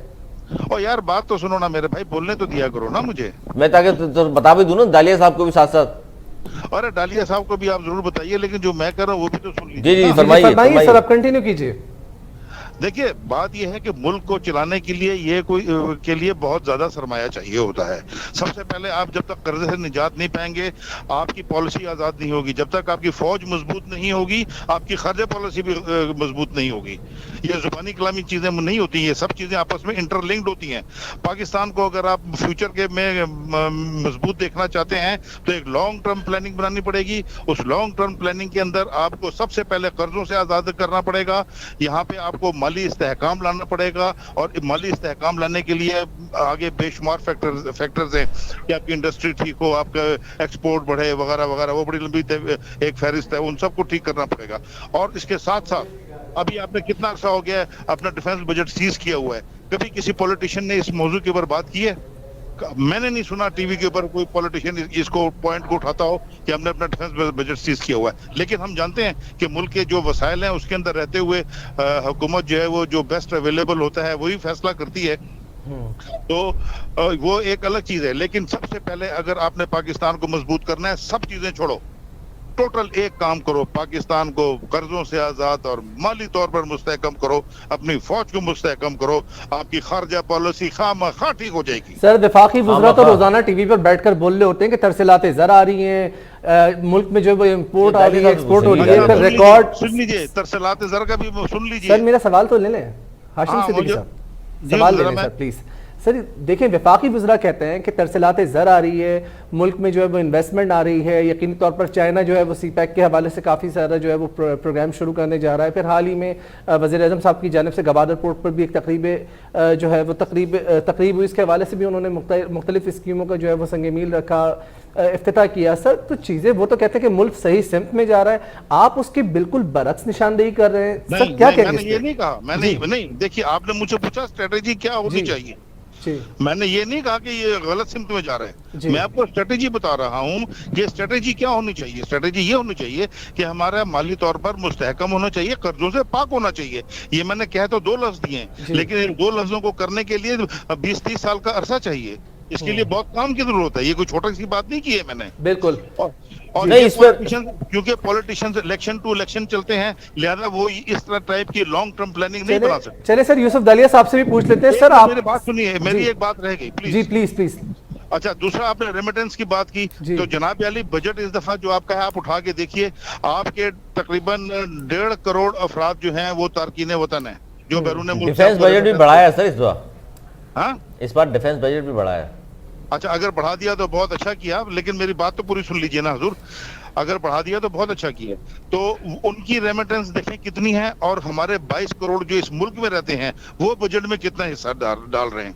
आप इन दोनों का फर्क देखेंगे तो आपको पता चल जाएगा कि हम कहाँ पे खड़े हैं। तीसरी बात, stock exchange, 1 minute please, stock exchange में कितनी नई कंपनीज का इजाफा हुआ, ये चीज आपको पूछनी चाहिए कि अगर पहले 100 कंपनियां थी आज से दिसंबर के महीने में, तो अब 6 महीने के बाद उसकी तादाद में कितना इजाफा हुआ। ये चीजें होती हैं इंडिकेटर जो आपको बताते हैं। चलिए ठीक है सर, यूसुफ दालिया साहब ये बात कर रहे हैं जो मेजर साहब, वो कह रहे हैं जी मईशत मजबूत होगी, मुल्क मजबूत होगा, फौज मजबूत होगी, हम सब मजबूत होंगे। अब मईशत की हम बात करते हैं तो आपके अपने वजीर खजाना अब जो आए हैं नए पाकिस्तान पीपल्स पार्टी के शौकत तरीन साहब, वो तो 3 महीने पहले तक तो कहते रहे जी सम दुरुस्त नहीं है मईशत की। अब वो बजट पेश कर दिया तो उन्होंने कहा था कोई नया बजट नहीं लगाया, महंगाई कम करेंगे। हमने देखा कि बजट पेश होने के फौरी बाद पेट्रोलियम मसनूआत की कीमतों में इजाफा हो गया, 383 अरब रुपए से जायद के नए टैक्सेस लगा दिए। सर महंगाई कैसे कम होगी, मईशत कैसे मजबूत होगी? सिर्फ ज़बानी कलामी दावे कर रहे हैं आप लोग तो। देखें अली भाई, ये जो इकोनॉमिक जो इंडिकेटर्स होते हैं, ये आप अगर देखें तो पाकिस्तान की हिस्ट्री के अंदर फॉरेन एक्सचेंज रिजर्व पहली बार जो है वो इतना हाईएस्ट हो गया हमारे यहाँ ना, जो मतलब पहले नहीं था कभी। अच्छा, मैं ये नहीं कह रहा हूँ कि 100% जो है हम लोग सही हो गए। हम लोग एग्रीकल्चर बेस्ड कंट्री हैं। ये गवर्नमेंट जो है इन्होंने एग्रीकल्चर के ऊपर जो है वो डेवलपमेंट की है पिछले 2-3 सालों में, और एग्रीकल्चर के ऊपर फोकस किया था, तो आपकी बम्पर क्रॉप्स भी अल्हम्दुलिल्लाह अल्लाह ताला ने इस दफा जो है हमें बम्पर क्रॉप्स भी दी। अच्छा, हमारे पास आईटी का पोटेंशियल है बहुत सारा, हमारे पास ऑटोमोबाइल सेक्टर के अंदर काफी पोटेंशियल है, रियल एस्टेट, टूरिज्म, उस सारी चीजों के ऊपर जिससे हमारी जो है इकोनॉमी बेहतर से बेहतर हो। इवन के जो है ये मेरे ख्याल में, क्योंकि मैं स्टॉक एक्सचेंज से भी एसोसिएट हूँ, मेरा वहाँ अपनी इन्वेस्टमेंट भी होती है, तो मैं ये भी देख रहा हूँ कि ये first time in the history کہ پچھلی گورنمنٹ جو ہے وہ اسٹاک ایکسچینج کو بینگ گورنمنٹ جو ہے وہ انڈیکیٹر یوز کرتی تھی اپنی پوزیشن بتانے کے لیے کہ ہم اس وقت کتنا مضبوط ہیں, یا وہ چاہے ڈمی ہوتے تھے یا چاہے وہ ریئل ہوتے تھے, مگر یہ واحد گورنمنٹ اس دفعہ انہوں نے کسی بھی ادارے کو اس کے لیے یوز نہیں کیا کہ آپ وہاں جائیں اور اس کو انڈیکس کو جو ہے نا آپ اتنا کر دیں اور اتنا بتائیں کہ ہماری یہ گورنمنٹ جینوئنلی جو ہے وہ ہر اس چیز کے اوپر کام کر رہی ہے جس سے ہم اپنے پاؤں پہ کھڑے ہو جائیں. یس, ایک بہت امپورٹنٹ چیز جس پہ ابھی بھی ہمیں کام کرنے کی ضرورت ہے وہ ہے مہنگائی. جہاں تک آپ نے پیٹرولیم کی جو مصنوعات ہیں ان کی بات کی, وہ بجٹ ہوتا یا نہیں ہوتا وہ ویسے بھی منتھلی بیسس کے اوپر ہم لوگ جو ہے وہ اس کو سر بجلی کی قیمت بھی آپ نے بڑھا دی, حالانکہ ہمیں تو یہ نوید سنائی گئی تھی بجٹ کے موقع پر کہ آئی ایم ایف نے کہا تھا بجلی بڑھا دو, ہم دیکھیں ڈٹ گئے سامنے, ہم نے کہا ہو ہی نہیں سکتا, اس کے بعد بجلی کی ریٹ بڑھا دیا آپ نے. نہیں, میں کہہ رہا ہوں نا کہ علی بھائی کچھ ایسی چیزیں جن کی ڈائریکٹ جو ہے نا وہ پاکستان کی عوام سے جن کا تعلق ہے وہ اس کے اوپر ہمیں کام کرنے کی بہت اشد ضرورت ہے, بہت. سر تو یہ کام کب ہوگا؟ ادارہ شماریات رپورٹ جاری کرتا ہے اور اس میں آپ دیکھتے ہیں کہ چیزیں تمام تر چیزوں کی جو اشیاء خوردنوش کی قیمتیں ہیں, جو ضروری اشیاء کی قیمتیں, اس میں ہوش روپے اضافہ جو ہے وہ دن بدن ہوتا چلا جا رہا ہے. گیس بحران جنم لے رہا ہے, چینی کی قیمت جو ہے وہ اوسطاً 100 روپے سے فی کلو زائد تجاوز کر چکی ہے. سر آپ لوگ باتیں بہت اچھی کرتے ہیں, جو ہمیں فیکٹس اور فگر بتائے جاتے ہیں وہ یقینی طور پر بہت اچھے ہوتے ہیں, لیکن گراس روٹ لیول پر ریالٹی اس کے بالکل برعکس ہے. سر پیٹرول کی قیمتوں میں جب اضافہ ہوتا ہے تو ہر چیز کو اس پر جو ہے وہ اثر انداز ہوتی ہے, قیمتوں میں آٹومیٹکلی اضافہ ہوتا ہے, عام آدمی پر اس کے ثمرات نمایاں نہیں ہو رہے نا. سر گیس 24 سے لے کر 5 تاریخ تک 3 تاریخ تک غالباً بن رہی, کتنا بڑا صنعتوں کو جو ہے وہ ایک بہت بڑا دھچکا لگا, پھر قیمتیں بڑھتی چلی جاتی ہیں. آپ کہتے ہیں جی چیزیں بہتر ہو رہی ہیں, اسٹاک مارکیٹ بہت اچھی ریویو کر رہی ہے. سر کیسے بتائیں نا. نہیں, میں نے آپ سے کہا نا کہ میں تو اس سے ڈس ایگری نہیں کر رہا ہوں نا. میں تو کہہ رہا ہوں سی پی آئی جو کنزیومر پرائس انڈیکس ہے وہ کافی ہیویلی اس وقت جو ہے وہ اوپر ہوا ہے. میں نے آپ سے کہا 3 سال کے اندر جو میں نے اس چیز کو مان لیا, آپ کی بات کا اعتراف کر لیا, آپ درست فرما رہے ہیں, لیکن سوال میرا آپ سے بنیادی طور پر یہ کہ ان چیزوں کو آپ کیسے مینج کریں گے؟ 3 سال کا عرصہ گزر گیا, عوام کو بڑی امیدیں ہیں سر خان صاحب سے, عوام کو بڑی امیدیں تھی تحریک انصاف تھے. سر آپ کیا سمجھتے ہیں آنے والے الیکشن میں اس طریقے سے اس پروگریس کے ساتھ عوام میں دوبارہ جا سکیں گے؟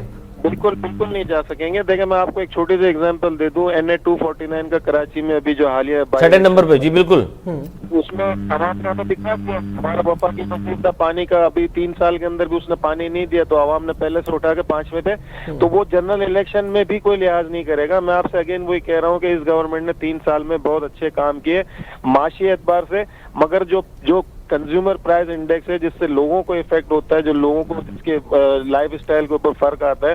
یس, ہم لوگ ایگریکلچر کنٹری ہیں, بیس کنٹری ہیں, ہمارے پاس اور بہت سارے معاملات بھی ہیں, مگر ہم ابھی بھی اس کے اندر وہ ڈیلیور نہیں کر سکے. سر ایگریکلچر کے حوالے سے آپ نے کہا تھا کہ ہم نے کافی ڈیولپمنٹ کی, اس حکومت نے بڑی توجہ دی.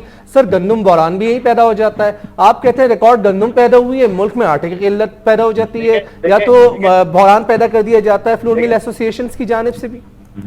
سوری میں آپ کی بات انٹرپٹ کر رہا ہوں. اچھا, ایک چیز ہم نے یہ بھی دیکھنی ہے کہ جہاں ہم نے بہت ساری اچھی ڈیولپمنٹس کی ہیں یا بمپر کراس ملی ہیں, یا ہمیں جو ہمیں ملنا چاہیے نا بیسیکلی اس کا ریٹرن وہ ہمیں نہیں ملا.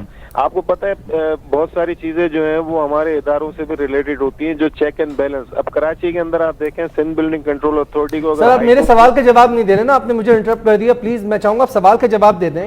آپ کہتے ہیں کہ ایگریکلچر بیس کنٹری ہے, سر تو پھر آٹے کا بحران کیوں پیدا ہوتا ہے؟ فلور مل ایسوسیشن کی جانب سے کیوں ہڑتال کی دھمکی دی جاتی ہے, قیمتیں بڑھانے کی بات کیوں کی جاتی ہے؟ آپ لوگوں کی کیا حکمت عملی ہوتی ہے؟ جو ادارے دیکھیں, جو ادارے ہوتے ہیں نا, جو اداروں کا یہ کام ہوتا ہے کہ وہ چیک اینڈ بیلنس رکھیں.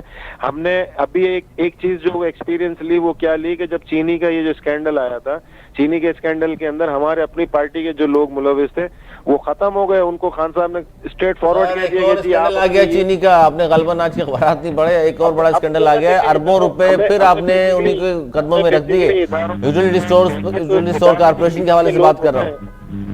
بیچ کے لوگ ہوتے ہیں جو اصل لوگوں کے جیبوں سے پیسہ نکالنے والے, جن کے بارے میں آپ بات کر رہے ہیں کہ جی خان صاحب نے سائیڈ لائن کر دیا. سر سائیڈ لائن کیوں کر دیا؟ جتنے انہوں نے پیسے کمائے ہیں وہ عوام کی جیبوں سے نکلا ہوا پیسہ وہ واپس لائے نا. سر NRO دے دیا آپ نے, بجٹ پاس کرانا تھا.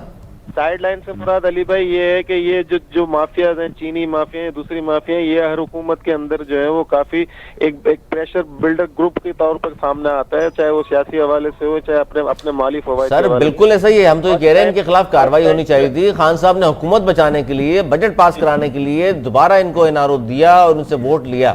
एनआरओ नहीं था सर, इन्होंने देखे ना आपके लिए एक पॉलिसी भी तो आगे दे दी ना, पॉलिसी स्टेटमेंट भी आ गया कि चीनी के हवाले से आइंदा से जो है वो हुकूमत तय रेट जो है वो हुकूमत तय करेगी, अब चीनी कंपनियां खुद नहीं कर सकेंगी। ये तो बहुत बड़ी डेवलपमेंट है ना पाकिस्तान में। सर हुकूमत के तय करदा रेट्स पर कहाँ चीजें फरोख्त होती हैं सर? ये आप भी गवाह इस बात के, अभी आप खुद इस चीज का एतराफ कर रहे थे कि बीच के लोग जो है वो लोगों की जेबों पर डाका डालते हैं। सर तो चेक एंड बैलेंस मेरा तो काम नहीं है ना, हुकूमत वक्त का काम है ना, इदारों का काम है ना सर, उसके लिए आपकी क्या हिकमत अमली है? आप लोगों ने क्या इक़दाम किए? नहीं आपको गवर्नमेंट तो अपनी पॉलिसी होती है वो बनाती और दे दी इम्प्लीमेंट करने के लिए। अब जो इदारे जिनका ये काम है कि देखें वो उन्होंने जाके ग्राउंड लेवल के ऊपर चेक करना है। हमारे यहाँ अपनी मर्जी के जो मुर्गी के रेट हो जाते हैं, हमारे यहाँ अपनी मर्जी के सब्जियों के रेट हो जाते हैं। रमजान आने से पहले ये वाहिद मुल्क है पूरी दुनिया में जो मुस्लिम कंट्रीज है वो लोगों को रिलीफ देती है, ये वाहिद मुल्क है जहाँ फ्रूट और सब्जियां महंगी हो जाती हैं। तो ये सारी चीजें जो है तो नया पाकिस्तान आप बना रहे थे, नई चीजें लेकर आने थे, रियासत मदीना के दावेदार थे। 3 साल में सिर्फ आप कराची की क्यों बात कर रहे हैं, जहां आपकी अपनी हुकूमत है, वफाक में भी, पंजाब में भी, केपी में भी, वहां भी यही होता रहा है। तो आपकी हुकूमत कहां थी सर? और सर लोग अदम तहफ़्फ़ुज़ के भी शिकार हैं। पेशावर में भी आए दिन वीडियोस आ रही होती हैं। इस्लामाबाद में आप देखें क्या हुआ है, एक लड़का लड़की पर खुलेआम तशद्दुद होता है, वीडियोस बन जाती हैं, उसके बाद भी मुल्ज़िमान मफरूर रहते हैं। पेशावर में भी आप देख लें कि बाकायदा तौर पर जहां पर रियासत मदीना का दावा कर 2 मरतबा वोट लिया गया, वहां घर में घुसकर खवातीन पर तशद्दुद होता है। सर आप लोग आप क्या बात कर रहे हैं सर? आप सर वो जो आप जिस वीडियो की बात कर रहे हैं, जो ये चीजें हैं, ये तो बंदा अरेस्ट हो गया और वो रिमांड पे भी आ गया है और उसको तो उन्होंने कहा है कि आप एग्जाम्पल सेट करें इस सर जमानत भी हो गई है उसकी सर, ये भी सुन ले सर, जमानत भी हो गई है और जमानत के बाद भी वीडियो वायरल हो चुकी है एक और। नहीं सर 2 दिन का उसका जिस्मानी रिमांड, मंडे तक तो वो अंदर हो गया कि मैं वकील हूँ, मुझे पता है उस केस की शीट भी मेरे नहीं अरसलान की जो बात कर रहे हैं वो एक और केस है, आप जिसकी मिसाल दे रहे हैं उसकी जमानत नहीं हुई, ये दूसरे केस की बात कर रहे हैं। नहीं हुई तो मंडे तक रिमांड पे चला गया। बहरहाल वो हमारा इस वक्त इशू नहीं है, जो आपका इस वक्त जो इशू है वो लोगों को रिलीफ देना, उसके लिए यस हम लोग जो है वो 100% अभी नहीं है उस पर। नहीं यही दाली साहब अरसलान जो बात कर रहे हैं वही बात कर रहे हैं कि ये तमाम चीजें भी हो रही है ना आपकी हुकूमत में ही, अब जमानतें हो या ना हो, एक वाकयात तो हो रहे ना इस तरह के, जाहिर है सोसाइटी में इस तरह के जब वाकयात होंगे खुलेआम, इसका मतलब है गवर्नमेंट का या लॉ इन्फोर्समेंट एजेंसीज का कोई डर खौफ नहीं रहा लोगों को, कानून पे अमल दरामद नहीं कर रहे लोग, कानून के खिलाफ कानून की सबके सामने खिलाफ वर्जियां हो रही हैं, उसके बावजूद भी बतौर शहरी, बतौर पाकिस्तानी सिटीजन जो है वो चाहे इमरान खान की हुकूमत हो या किसी की भी हुकूमत हो, हम कभी भी नहीं चाहेंगे कि ये हालात जो इस वक्त चल रहे हैं या जो पहले रहे हैं वो इस तरह, हमें अच्छे और बेहतर हालात है। हमें तनकीद बराए इस्लाह करनी चाहिए, तनकीद तो बड़ा आसान और मुफ्त काम है सर, तनकीद बराए इस्लाह करनी चाहिए, लेकिन मोटरवे का वाकया हो चाहे फरिश्ता का केस हो, आए दिन हम देखते हैं कि जिस तरह के केसेस सामने आते हैं। लेकिन आपकी एक बात मुझे बड़ी अच्छी लगी, कम से कम आप चीजों का एतराफ तो कर रहे हैं, वरना दीगर वज़रात एतराफ करने को भी तैयार नहीं होते। बहरहाल यूसुफ दलिया प्रोग्राम का टाइम जो बिल्कुल इख्तिताम पजीर हो चुका है, आपके पास 30 सेकंड है, बस ये बता दें कि अब कब अच्छी खबरें सुनने को मिलेंगी, चीजें बिल्कुल बेहतर हो जाएंगी। सर 30 सेकंड है।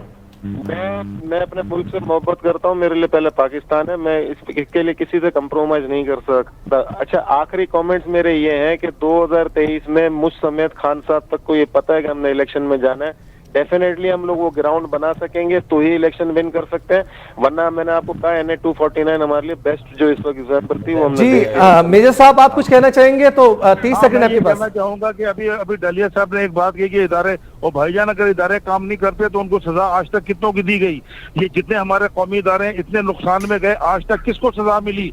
या इसी तरह जितना भी हमारे नुकसानात होते हैं, जो जिम्मेदार हैं चाहे वो इदारा हो चाहे इदारे का सरबराह हो या कोई भी हो, उनको सजा क्यों नहीं दी गई?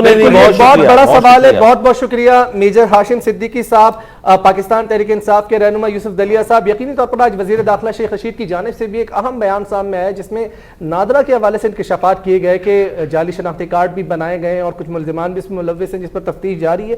तो एक बहुत बड़ा सवाल है कि इदारों के अंदर जो काली भेड़े हैं जो अवाम की जेबों पर डाका डालते हैं, जिसकी वजह से अवाम अदम तहफ़्फ़ुज़ का शिकार होते हैं और रियासत की रेंट को चैलेंज करते हैं, ऐसी काली भेड़ों को जो है वो इदारों से निकाल कर निशाना इबरत बनाने की जरूरत है ताकि रियासत में बेहतर जो है वो हुकूमत कायम हो सके और अवाम को तहफ़्फ़ुज़ फराम किया जा सके। इसके साथ ही आज का प्रोग्राम इख्तिताम पजीर होता है। आपसे पीर वाले दिन फिर मुलाकात होगी कुछ नई टॉप स्टोरी के साथ।